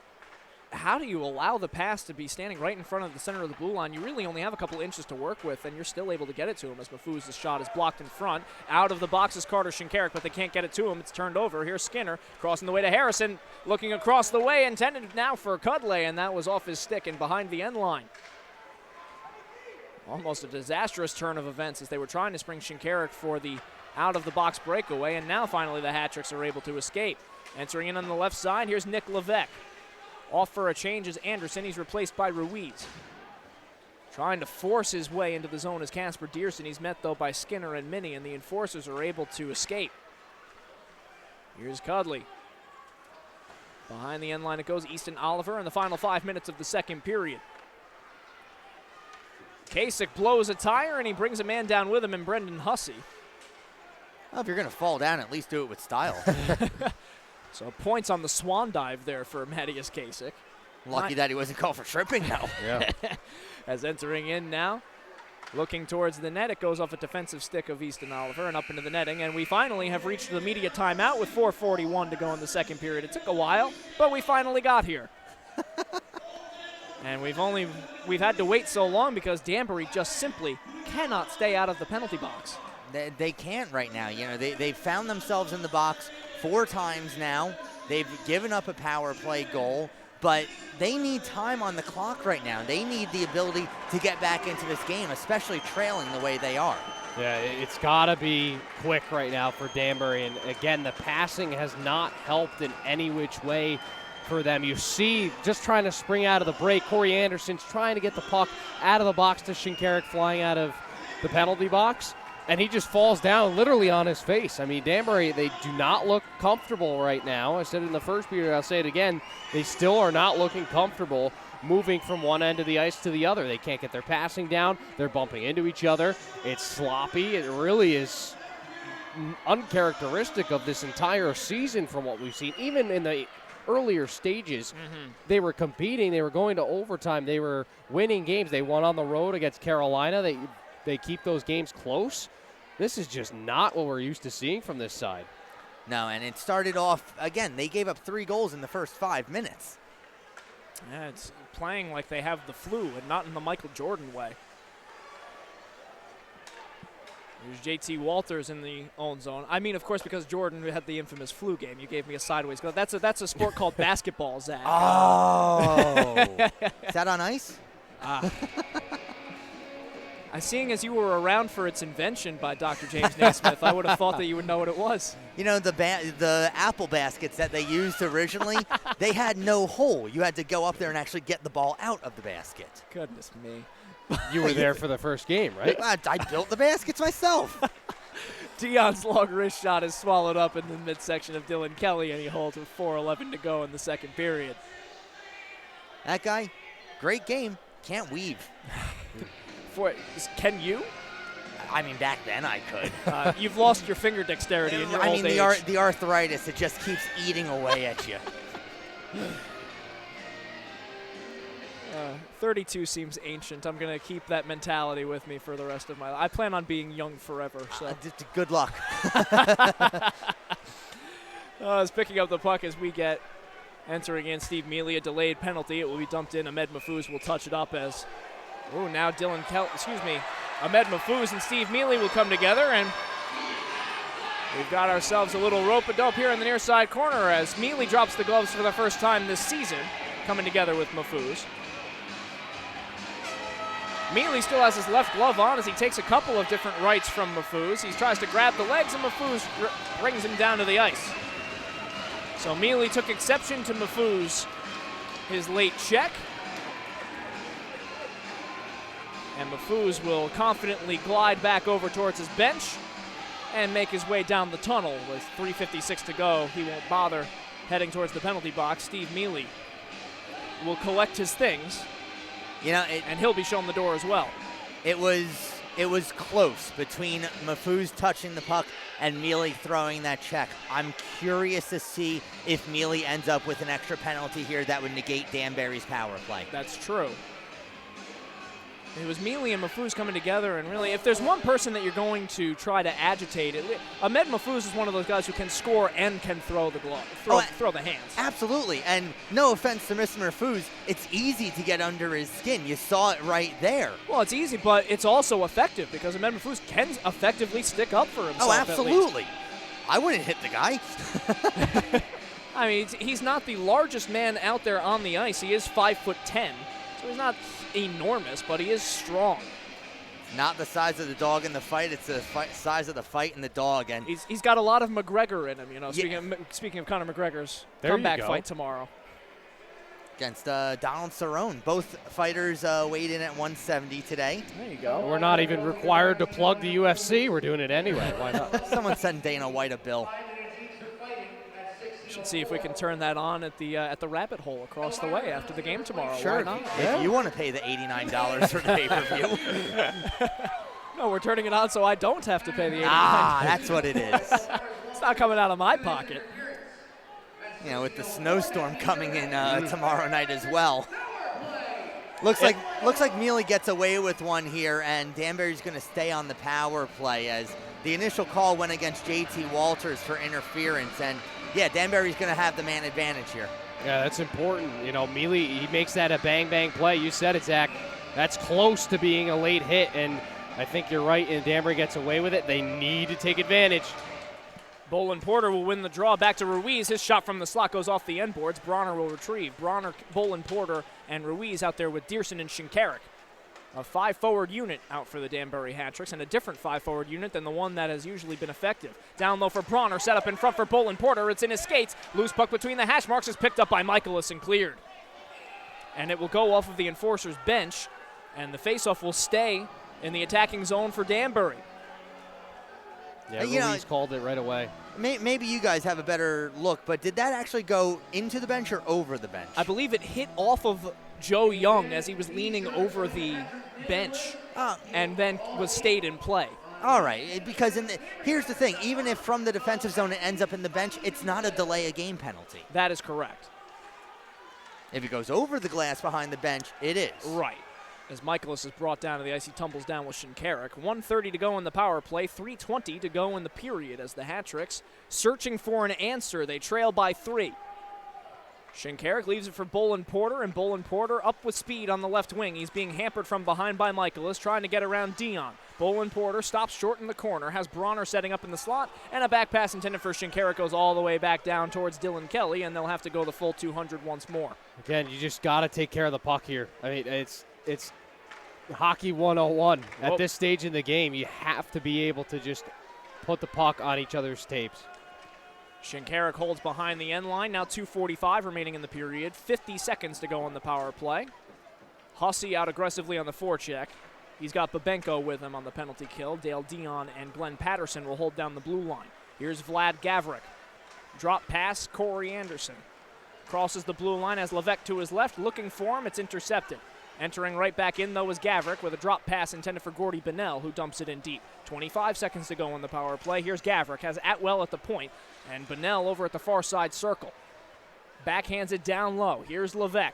looking for options as Bennell at the far side post. They get it to him. Anderson setting up at the bumper position. Here's Atwell with 10 seconds to go in the power play. Shot saved by passing him. Rebound, another kick saved by passing him. And another try goes wide. Oh, I can't believe Nick Levesque didn't stuff that in. What a right pad save for Passingham. Just kick that out and get the puck out of the zone. And now we have another skirmish in the near side corner as brought down to the ice is Nick Levesque. That's Dale Dion in there for Elmira. He didn't give Levesque a chance to take a single glove off this time. And Levesque frustrated by the fact that he had a point-blank chance standing in the blue paint, waiting to put the biscuit in the basket, and passing him, extending that right leg, looking like Mr. Fantastic. What a save. You know, Passingham's 6'5". He needed every inch and then some to get across, and he gets it with his toe. That's one of the best saves that I've seen Troy Passingham make. So we'll wait to sort out the penalties. It looks like it will, in fact, be Dion and Levesque just gliding over towards the penalty box. No additional penalties will be assessed, I believe. Well, it's interesting because they, quote, fight on that play, but neither of them go to the locker room after we just saw a fight a couple of minutes ago. Both of those guys leave. That's true. Mealy and Mafuz are not on their respective benches. So they remain in the penalty box, but that could be perhaps because of a misconduct penalty assessed additionally to Mafuz and Mealy. I'm just speculating, of course, but it looks like right now they have a penalty being up on the scoreboard. And I think they're just going to go 2 minutes apiece, either roughing, unsportsmanlike conduct, wrestling. I don't think hugging's a penalty, but not aggressive hugging. Very aggressive hugging. Yeah, and it's hard to call a fighting major when neither player loses their gloves. Although, between these two teams, we saw just that earlier this season between Phil Bronner and Ahmed Mafuz. That's true, as a faceoff will be right in front of the Danbury net.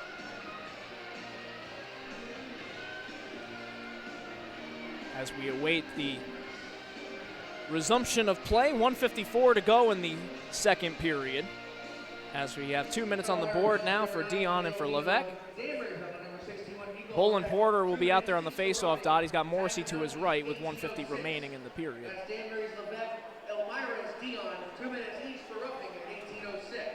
Yes, indeed. Not aggressive hugging, but roughing, in fact, is the penalty. Although aggressive hugging, we'll see if we add that after the new CBA lapses here in the NHL. We'll see if we can get that terminology thrown into the rule book. You know, fisticuffs is actually in the rule book. And it should be. It's a great word, old-timey word. Losing the handle on it briefly was Michaelis. Bolin Porter is aggressively in on the forecheck. Tucker now back pass for Michaelis, and he's up with speed, one-on-one on Steve Brown. Takes a stick to the midsection from Shane Morrissey on the back check. Michaelis brought down from behind by Steve Brown. That gets a roar of approval from the Danbury faithful. Over by the penalty box doors. It goes over now to the near side corner.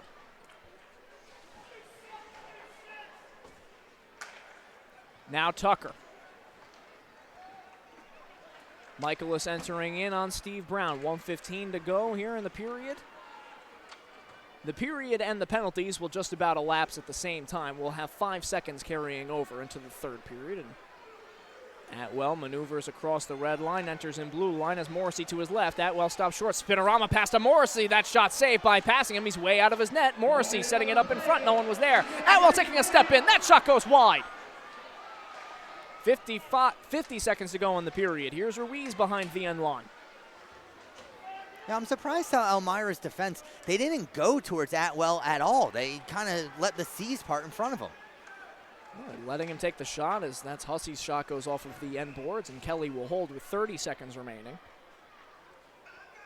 But you have a 3-on-2 coming down. You figure one of the defensemen's going to make a move towards Aaron Atwell, preferably the one that forces Atwell to his backhand side if you're a fan of Elmira. But instead, the defense just keeps backing up. They keep covering the passes. It gives Atwell a decent opportunity. With half a minute to go in the second period, and lots of open space to work with, taking a step in is Hussey, and one-handing it out of the way is Vlad Gavrik, as that was almost a disaster. As entering up now with speed is Shinkarik. He's got Kasich racing to the net. That shot snagged out of the air, Statue of Liberty style by Troy Passingham. Yeah, posterize that one if you're Troy Passingham. but I like the speed shown by Carter Shinkarik. Want that shot to be a little bit lower though. Try and generate the rebound when you're up top, when you shoot up high like that, especially against a tall goaltender like Troy Passingham, makes it easy for him to hold on for the faceoff. Faceoff will be to the left of Passingham. A shot off the faceoff is gloved down by Passingham but kept alive.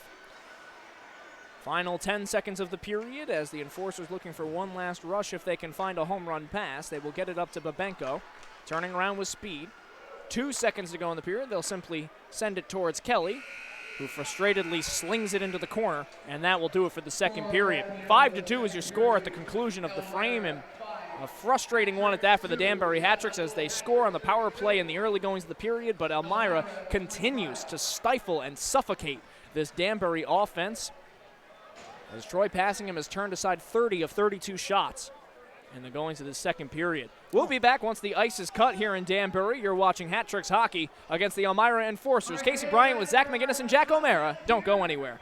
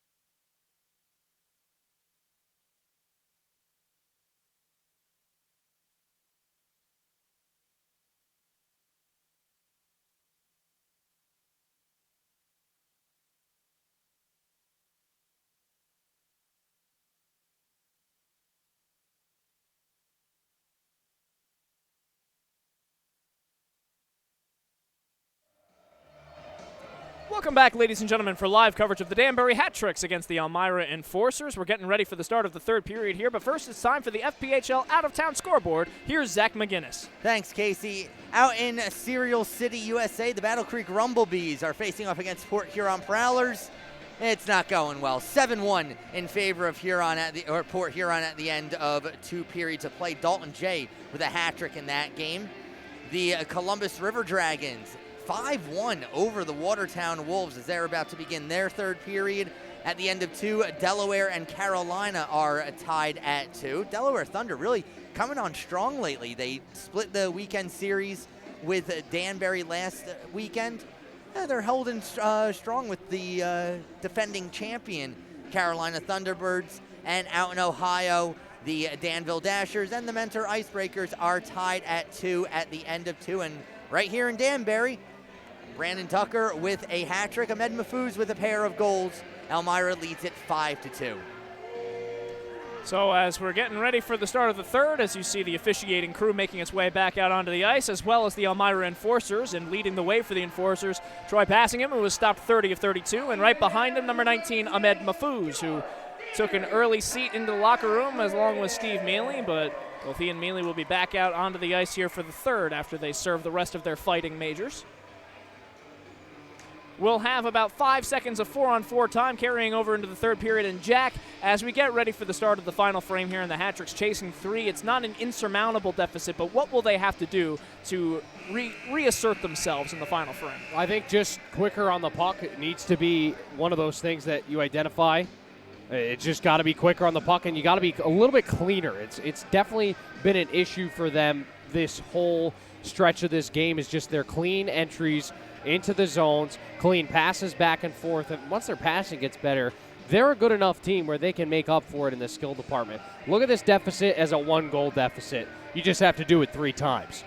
Get the goal, okay, we got 1. Get another goal, okay, we got another. You can't look at it at 3 goals. You're never going to come on top.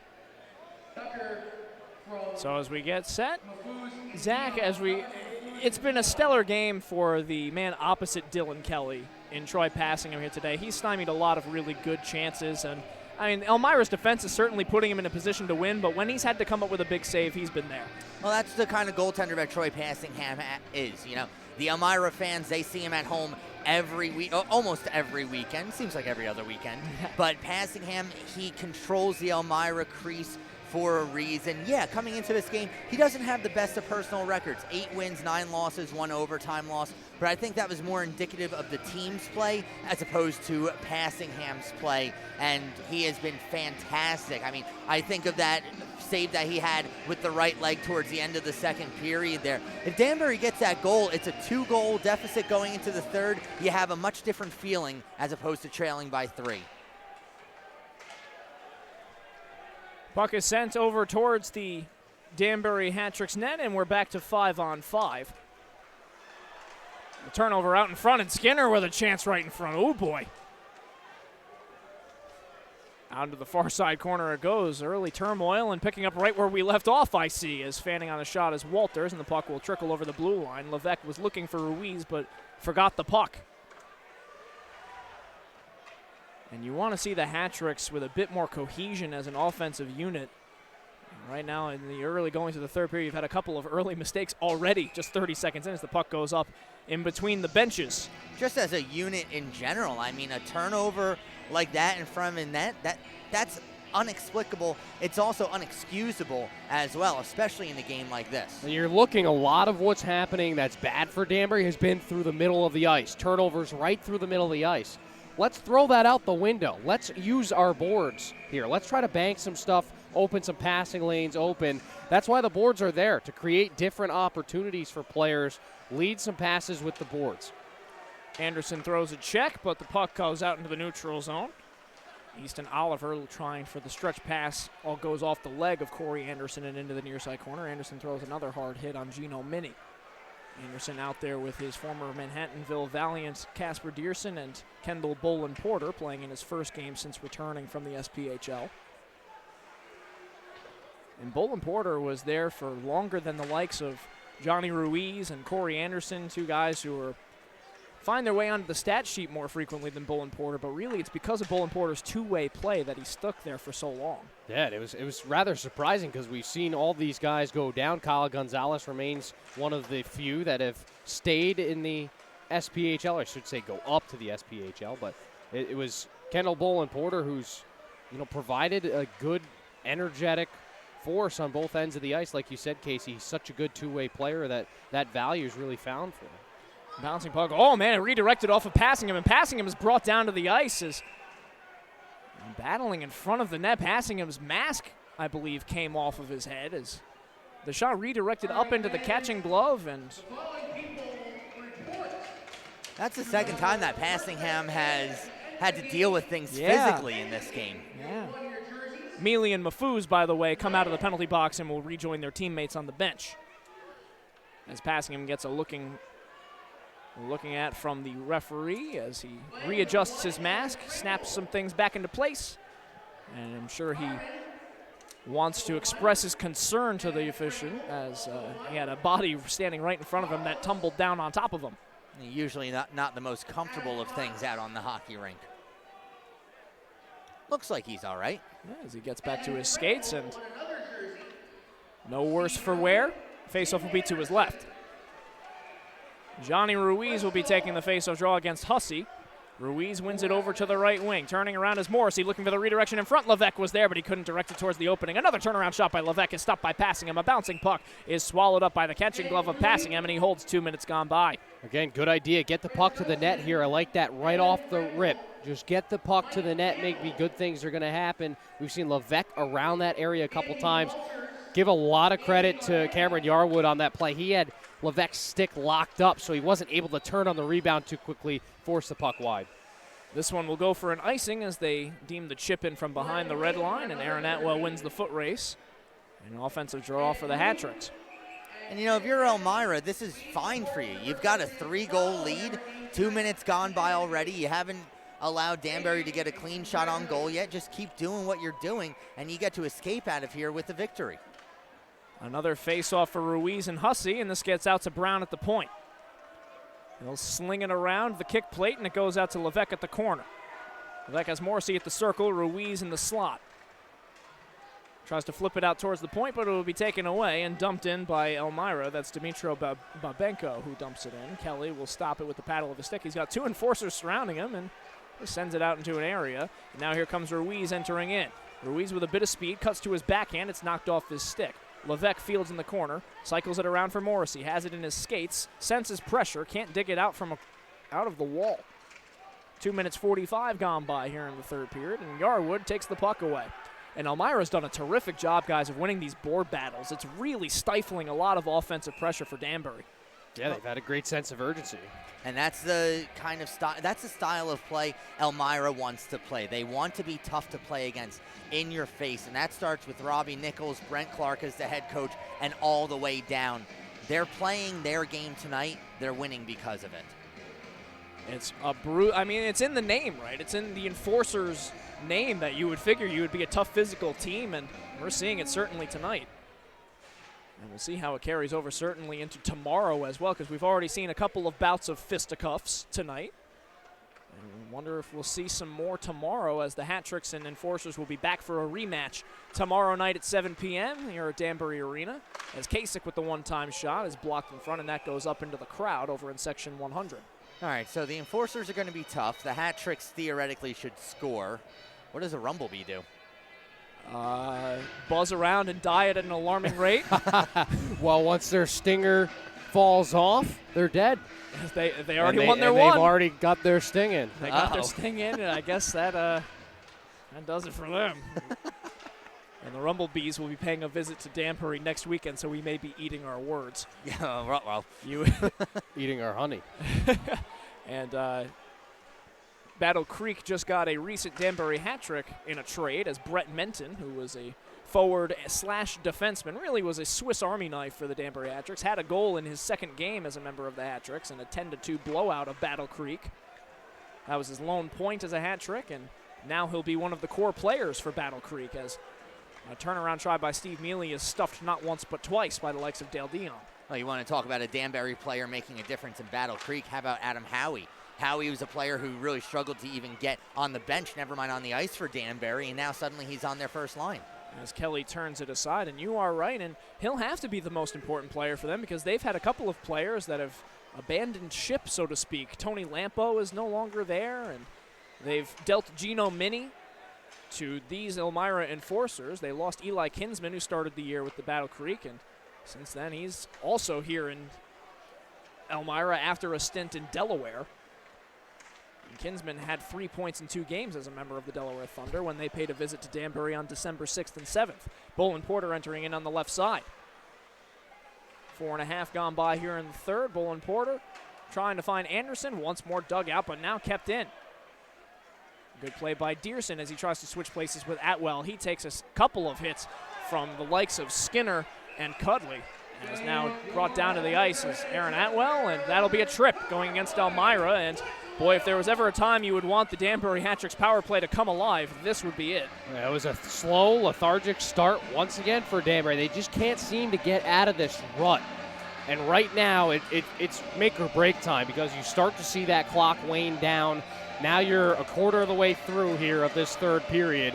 You have to have urgency on this power play to get some shots on goal. That's the number one key right now. Get the puck to the net. Well, they'll go with a 5-forward unit. And yeah, Jackie, you're absolutely right. They got to, if they want to get back into this game, they need a goal on this power play. Skinner will take a seat in the penalty box. Ruiz along the wall with Bolin Porter, who gets brought down to the ice by Dale Dion. And Bolin Porter has been introduced to the lineup and has seen a lot of power play time for Danbury here this evening.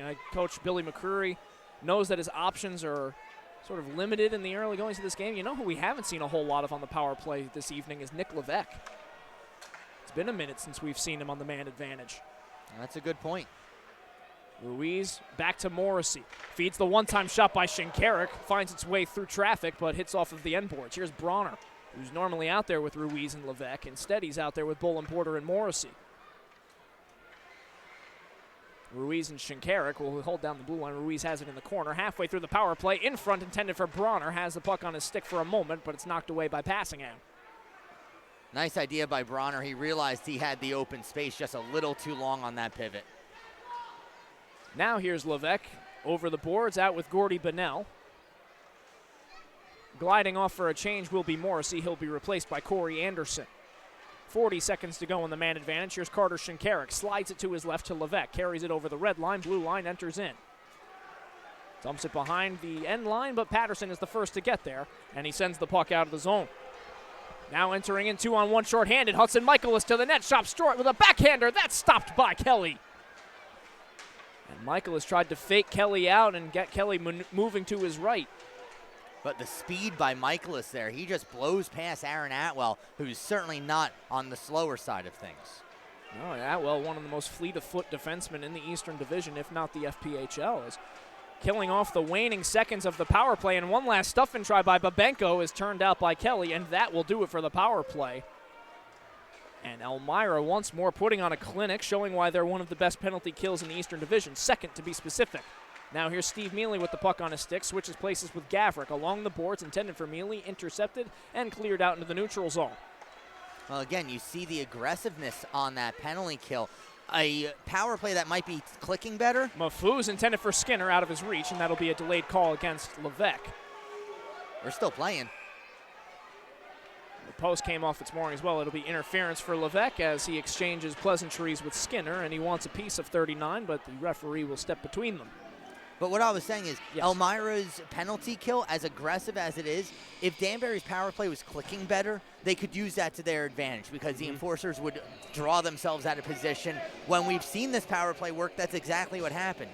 Something's missing tonight. It's not there for Danbury tonight, and because of that, Elmira is able to kill off the last 20 seconds with 2 guys below the Danbury goal line. It's the kind of ferocity that it's been missing from Danbury. Normally, especially the top pair, I hate to keep harping on it, but normally the top pair is much better from a physical standpoint. Right now, Elmira has taken them to task as here they come with a short angle try. That's Michaelis sending it into the left elbow of Dylan Kelly. And you give a lot of credit to Kelly, too, because after Elmira's gotten their 5th, he's been very, very sure-handed in the net. Obviously, you don't want to see 5 goals on 25 shots, but he's much more approachable than this one. He's settled into this game a little bit more, and despite all the high percentage shots, he's still found a way to make those saves to keep it just a 3-goal game. Faceoff will be to Kelly's left. It will immediately go out to the blue paint. He'll keep it alive. He'll get it over to Bronner, and a long lofted pass intended for Shinkarik. He races ahead, trying to smoke out Yarwood from behind his net. Yarwood will drop it back for Dion. Now senses Bronner coming, and the Enforcers will have a bit of time and space to play with. 90 seconds to go in this power play opportunity before Nick Levesque can rejoin the festivities. Here's Yarwood entering in on the left side, plays it towards the net. Kelly has it bouncing around in front, still loose. Now he'll cover it up with a shake of the head, and down goes Tucker as he's met by Easton Oliver and Steve Brown by the net. Ahmed Mahfouz with words for Steve Brown. Those two are very well acquainted with each other. It won't lead to anything this time as Mahfouz pleads his case to make this a 5-on-3 power play, although, you know, Dylan Kelly, I saw him shaking his head once that whistle blew. As the puck was loose in the blue paint, it seemed like he had the opportunity just to cover it, but I think he wanted to actually play on. Kelly trying to keep the flow moving and perhaps catch Elmira out of position, because right now they're breaking out on their own hasn't been doing much good, so you're trying to catch them in a mistake. And a shorthanded goal would certainly spark things for the Danbury Hat-Tricks. Elmira has only allowed 4 shorthanded goals on the season, which is among the lower totals in the FPHL. Entering in is Bolin Porter. Bolin Porter squares to net. Shot save and a rebound bouncing around in front. Stuffing at it as Morrissey, and Passingham is able to cover it. Ooh, Passingham and Michaelis. But again, Passingham, what a save.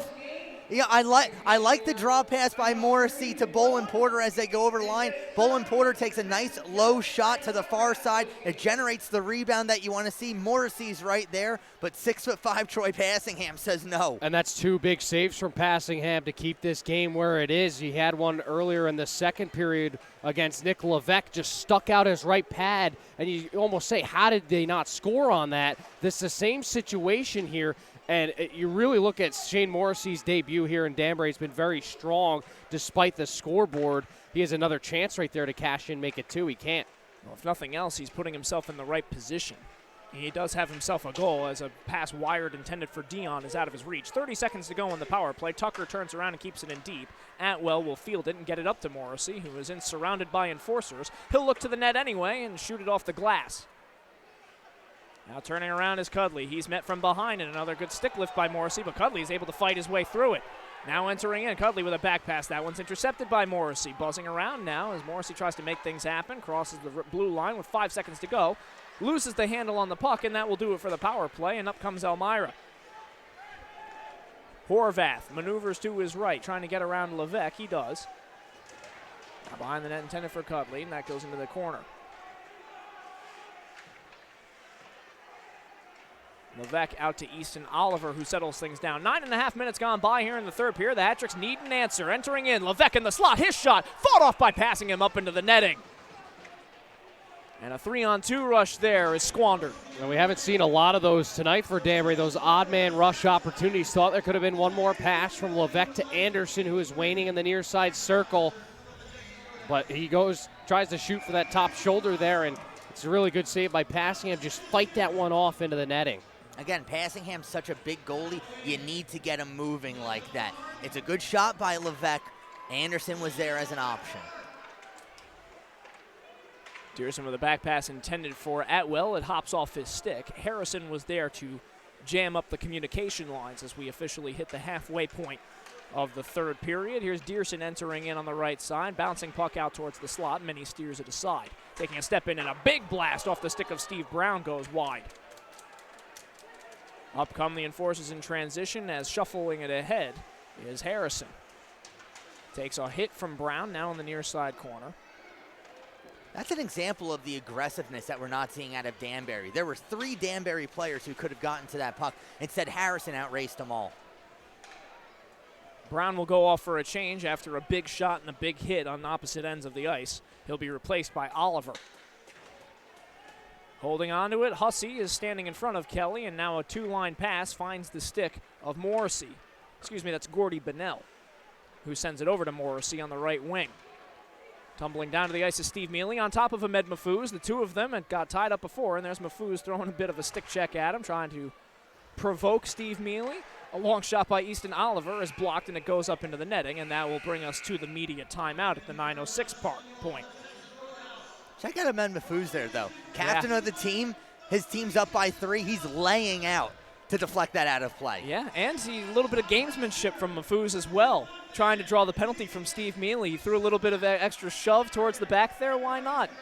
Try to goad him into taking another penalty. And Steve Mealy is not one to take very many penalties. Honestly, by taking that fighting major, it doubles his penalty minute total. He had 4 entering in today. He gets 5. He eclipses that in one play. He's a very disciplined player, but Mahfouz, he knows what he's doing. If you can get under the skin of someone like Steve Mealy, who offensively we haven't seen too much out of him today, yeah, I'd do that too. Because keep in mind, these guys are going to be back at it again tomorrow. Everything that happens tonight, memories, they're going to remember this for tomorrow. Hopefully Danbury remembers not to give up 3 goals in 5 minutes again. Well, it will likely be Dylan Kelly who will get a chance at redemption tomorrow, as McGuckins will still be in the SPHL, and we'll see if Nick Niedert will be back in time from his stint in Reading, as that game is going on right now down in Pennsylvania. Nick Niedert backing up for the Royals tonight in the ECHL. It's his first appearance in the ECHL since last November, when he made national headlines with the Reading Royals, as he stopped 38 shots in a 2-1 win. Nick is not in the game right now, but Reading is up 3-2 over the Adirondack Thunder. Well, anywhere Nick goes, he brings success with him, so perhaps it was that Niedert magic that the hat tricks are missing here this evening. You know, that would explain a couple things. Entering in is Michaelis, who squares to the net. It goes off the stick of Oliver and up into the netting, out of play. 8:44 to go in the third period. As for our other goaltender, Tom McGuckin, down with Fayetteville, well, they've got a 9-2 lead right now, so I think they're doing okay. And, of course, we have Scott Prakaski over on the bench as well, just in case things get out of hand either today or tomorrow. We'll see if Prakaski dresses again. And Prakaski was soaking up the moment. You know, I give him credit. He's been standing the entire time over on that bench, as you can see him over at the near side point when the puck finds its way over there. He's been on his feet just taking it all in. And we were talking to him before the game, and we joked that, you know, you never know. You could go in, you could get your Scott Foster moment. And he said, no, I'm good. I'm good with that. Although a turnaround shot goes into the corner. He was a emergency backup. Never got to dress, but he was in the building for 14 different New York Islander games last year as an emergency backup. No kidding. Yeah, so he's used to the role.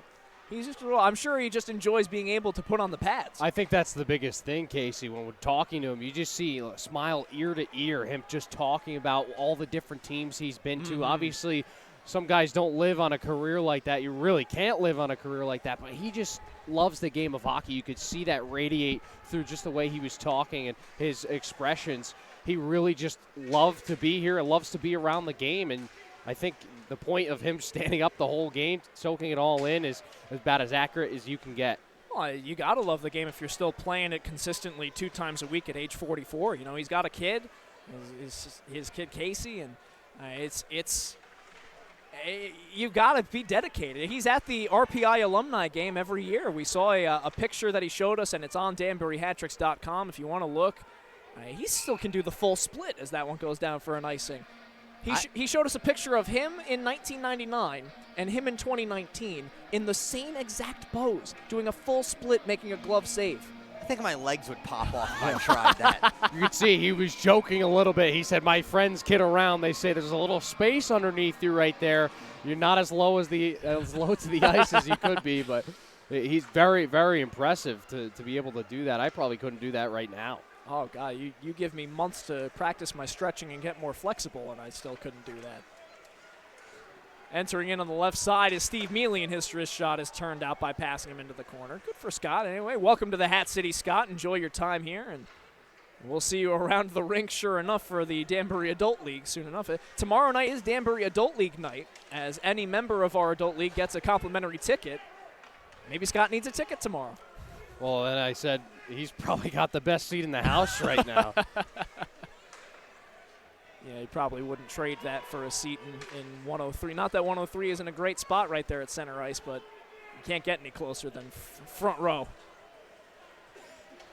You see, the problem with sitting that close to the ice, though, especially when the puck's on the near side wall, you can't quite see it as well. I'm sure he's not really complaining about vantage point. As the puck gets dumped in over towards passing him, it goes past the paddle of his stick. I tell you who else got a pretty good look at the play on the ice. Speaking of emergency backups, and we want to give a special shout out to this man, Jeremy Skiba. Yes. Over in Port Huron.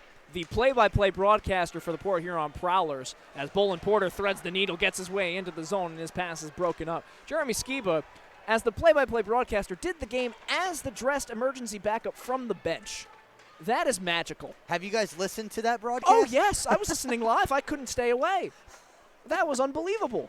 Because you get such raw, unfiltered access that you would really only find on HBO. Yeah, they would not allow that on any regular radio station. The FCC would be all over that thing.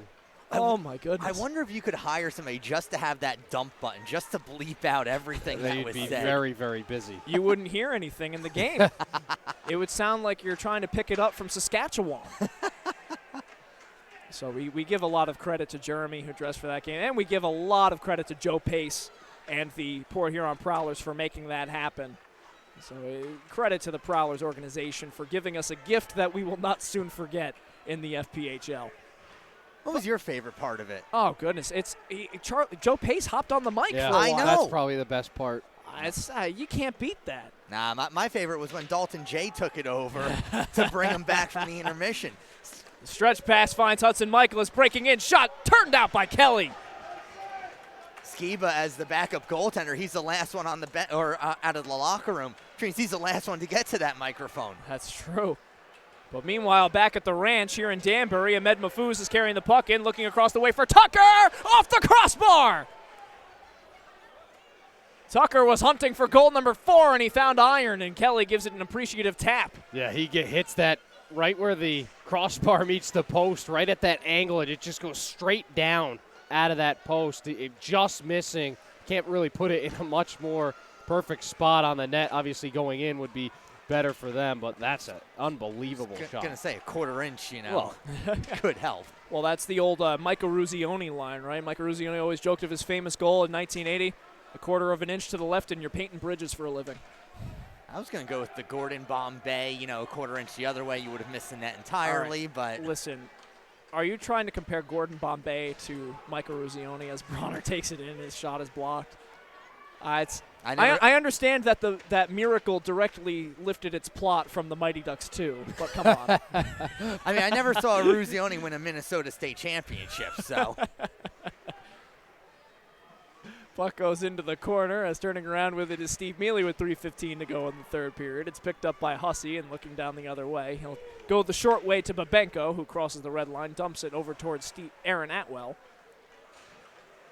Atwell dekes around Harrison, enters in on the left side, looks towards the net, bouncing rebound goes out to the corner. Now Dearson kicking it up the wall. Gets it to Shinkarik, has Dearson setting up now in front of the net, goes out to the point instead to Brown taking a step in. Brown takes a punishing check over by the boards, now out to Atwell on the opposite point. Hat-tricks being limited to the outside here, not getting any motion, and really not even an option at the center of the ice. And Elmira's comfortable with that. They do not care that Danbury's pushed to the outside. They've taken their foot off the gas in terms of offensive pressure. Some chances, odd man rushes the other way, but they're not pushing their tempo. They're just staying hard-nosed defense right now, and that's getting the job done. You're right, Jack. The odd man rushes that they're getting them off of turnovers. They're just being opportunistic with those. And I will say that the Hat-tricks love to utilize that bumper position in between the hash marks. They have not been able to accommodate that at all this evening. No, this has been a very solid game by Elmira from the first puck drop, and barring a miracle here with 2:07 remaining. I mean, this might be the most complete game that we've seen Elmira play all season.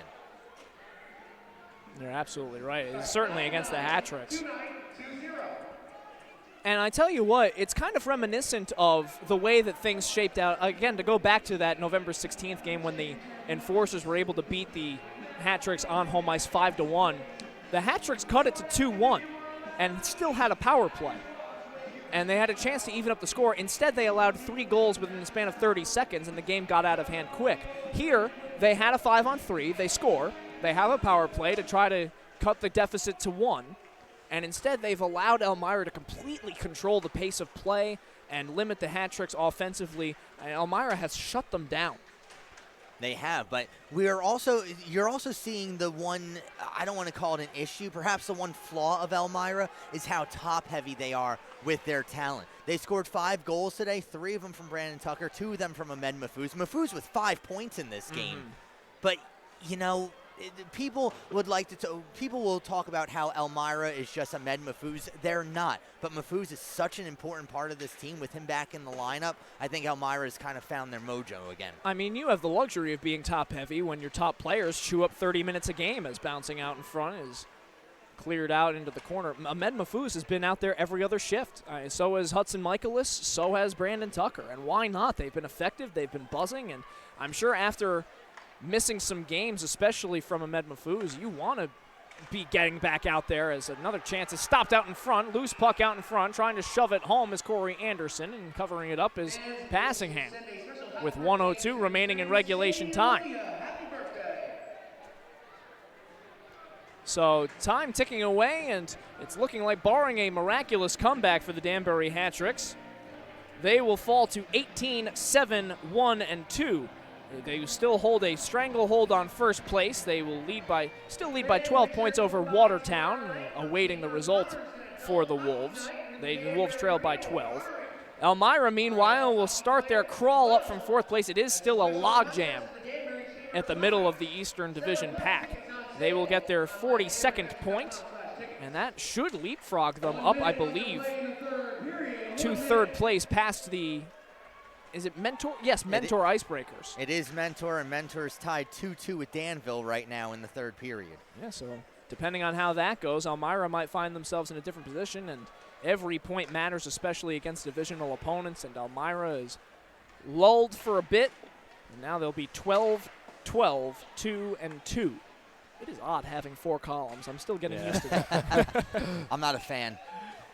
As Kelly snatches that out of the air, and coming together as Babenko and Steve Brown, and they're close to one another, mask to mask, visor to visor. Well, this is a game, guys, that you look at Elmira, yeah, they might have an opportunity, jump the standings. You have to feel good on all cylinders. We mentioned the health, getting Ahmed Mahfouz back, getting that top line going again. It's so important. Breaking through against Dylan Kelly, one of the sharper goaltenders in the league. Just being able to click right off the bat, you have to feel so good against a Danbury team that had won 8 in a row at home. Were so prone to just finding a way to score so easily in the first couple of minutes in the games, just taking them out of their entire game plan. This is, you mentioned it, Zach, a complete all-around game. This is a game to build upon for Elmira. And you look at Danbury's side, let's look at the flip side of things. Danbury, this is a game to learn from their mistakes. We haven't seen a whole lot of issues from them, especially on home ice, aside from that 8-3 thrashing we saw against Elmira on the 16th. This is a point where you say, all right, we've gone on this long win streak that was broken up. We went on another, not as long, but long enough win streak. Now we've dropped 2 games in a row. How do we respond to that? We haven't seen that side of Danbury hockey in months. How is their response going to be? And they have 24 hours to figure it out. Absolutely, and it's an Elmira team that Elmira has beat as the only team to have beaten Danbury on home ice since October. They beat them in November, and now they've beaten them here today. As Steve Brown will go into the penalty box, as will Babenko, to close out the game. And it looks like they're giving a power play. No, it looks like, no, the 2 minutes went up. up. Oh, no, excuse me. All right. I saw the offensive zone face-off and got ahead of myself. Well, you saw the offensive zone face-off. You saw the only penalty time up on the board going against Steve Brown. And just as the puck was dropping, 2 minutes against Dmitry Babenko as well. Now they've taken that off. Well, nevertheless, we're crawling to the finish line here. It's 30 seconds to go in regulation time, and they just want to make sure that all of their housekeeping is taken care of. It looks like there's only 4 hat tricks out there. Yeah, only 4 hat tricks, and Elmira is getting number 5. Are they getting 5? They are. They seem to be getting, there it is. Hopefully not 6. Wouldn't that be great if they run up the score by pulling the goalie? That would be a killer move. Honestly. Oh, that would be rude. That would be rude, but honestly, you would respect the hustle if they did that. There's an old line, I believe it was from an old Michigan's against Ohio State game where Michigan was up by 50, I believe. And this was obviously a long time ago. And they go for 2 at the end of the game. And they asked the coach, why did you go for 2 when you're up by 50? And his answer was, because I couldn't go for 3. That's a classic coaching line, and you couldn't really blame the enforcers if they did that. But they will run out the clock as the final 2 seconds tick off, and that will do it. A 5-2 victory for the Elmira Enforcers as they snap an 8-game home winning streak for the Danbury Hat Tricks. And here on New Haven night, the Nighthawk Sweaters are 0-1. As we get set for the salute at center ice, no Litchfield Distillery barrel here tonight, and no 3 stars, and it's a more solemn atmosphere here in Danbury Arena than we're used to, because really the hat tricks have been rolling ever since mid-November, and we'll get an opportunity to see how they rebound tomorrow night against these same Enforcers. You can catch that game at 7 p.m. tomorrow night on the Danbury Hat Tricks YouTube channel, and guys, I would expect, if nothing else, certainly a more energetic opening 5 minutes tomorrow. Well, they started off certainly energetic on their first shift, and then Elmira scored. And then they had a little bit for that second shift, and then Elmira scored. They had nothing on the third shift. Elmira scored again. The Enforcers took Danbury out of this game early and never let them back in. I think that's a big contributor as to why we've seen them been so successful on home ice, is scoring within the first 5 minutes. Danbury did that pretty much all 8 games of that win streak here at Danbury Arena. I'd have to go back and fact check it, but it seemed like every single one of those games we saw an early goal in the first period, at least 1 goal in the first period. That's what builds their success. That gets them on the right foot. You're right. They shut them down in the first period. There's no way to build upon what they have to do. It's going to be a sour taste in your mouth going to that locker room. Bill McCreary's going to have some words. You got to go to bed. You got to have a quick sleep. Come back tomorrow ready to work. And I think energetic's the perfect word to describe what you need to do for 60 minutes tomorrow, because they did it for about 3 tonight, and that was it. We saw it at the start of the second period, maybe for another minute. That was about it. You have to have a better full approach to the game. Shots on goal, 42. That's a good number. You have to be getting better chances, and that starts with your energy.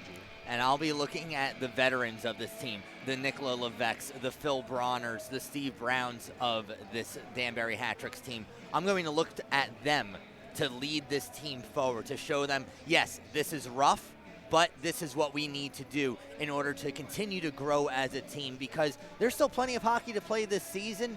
There's a good chance these 2 teams might face each other in the playoffs. And Danbury, they started this year with the same goal as they do every year in Danbury, to win a championship. And to cap off my story from before, by the way, Woody Hayes, head coach Ohio State. Okay. That's who it was.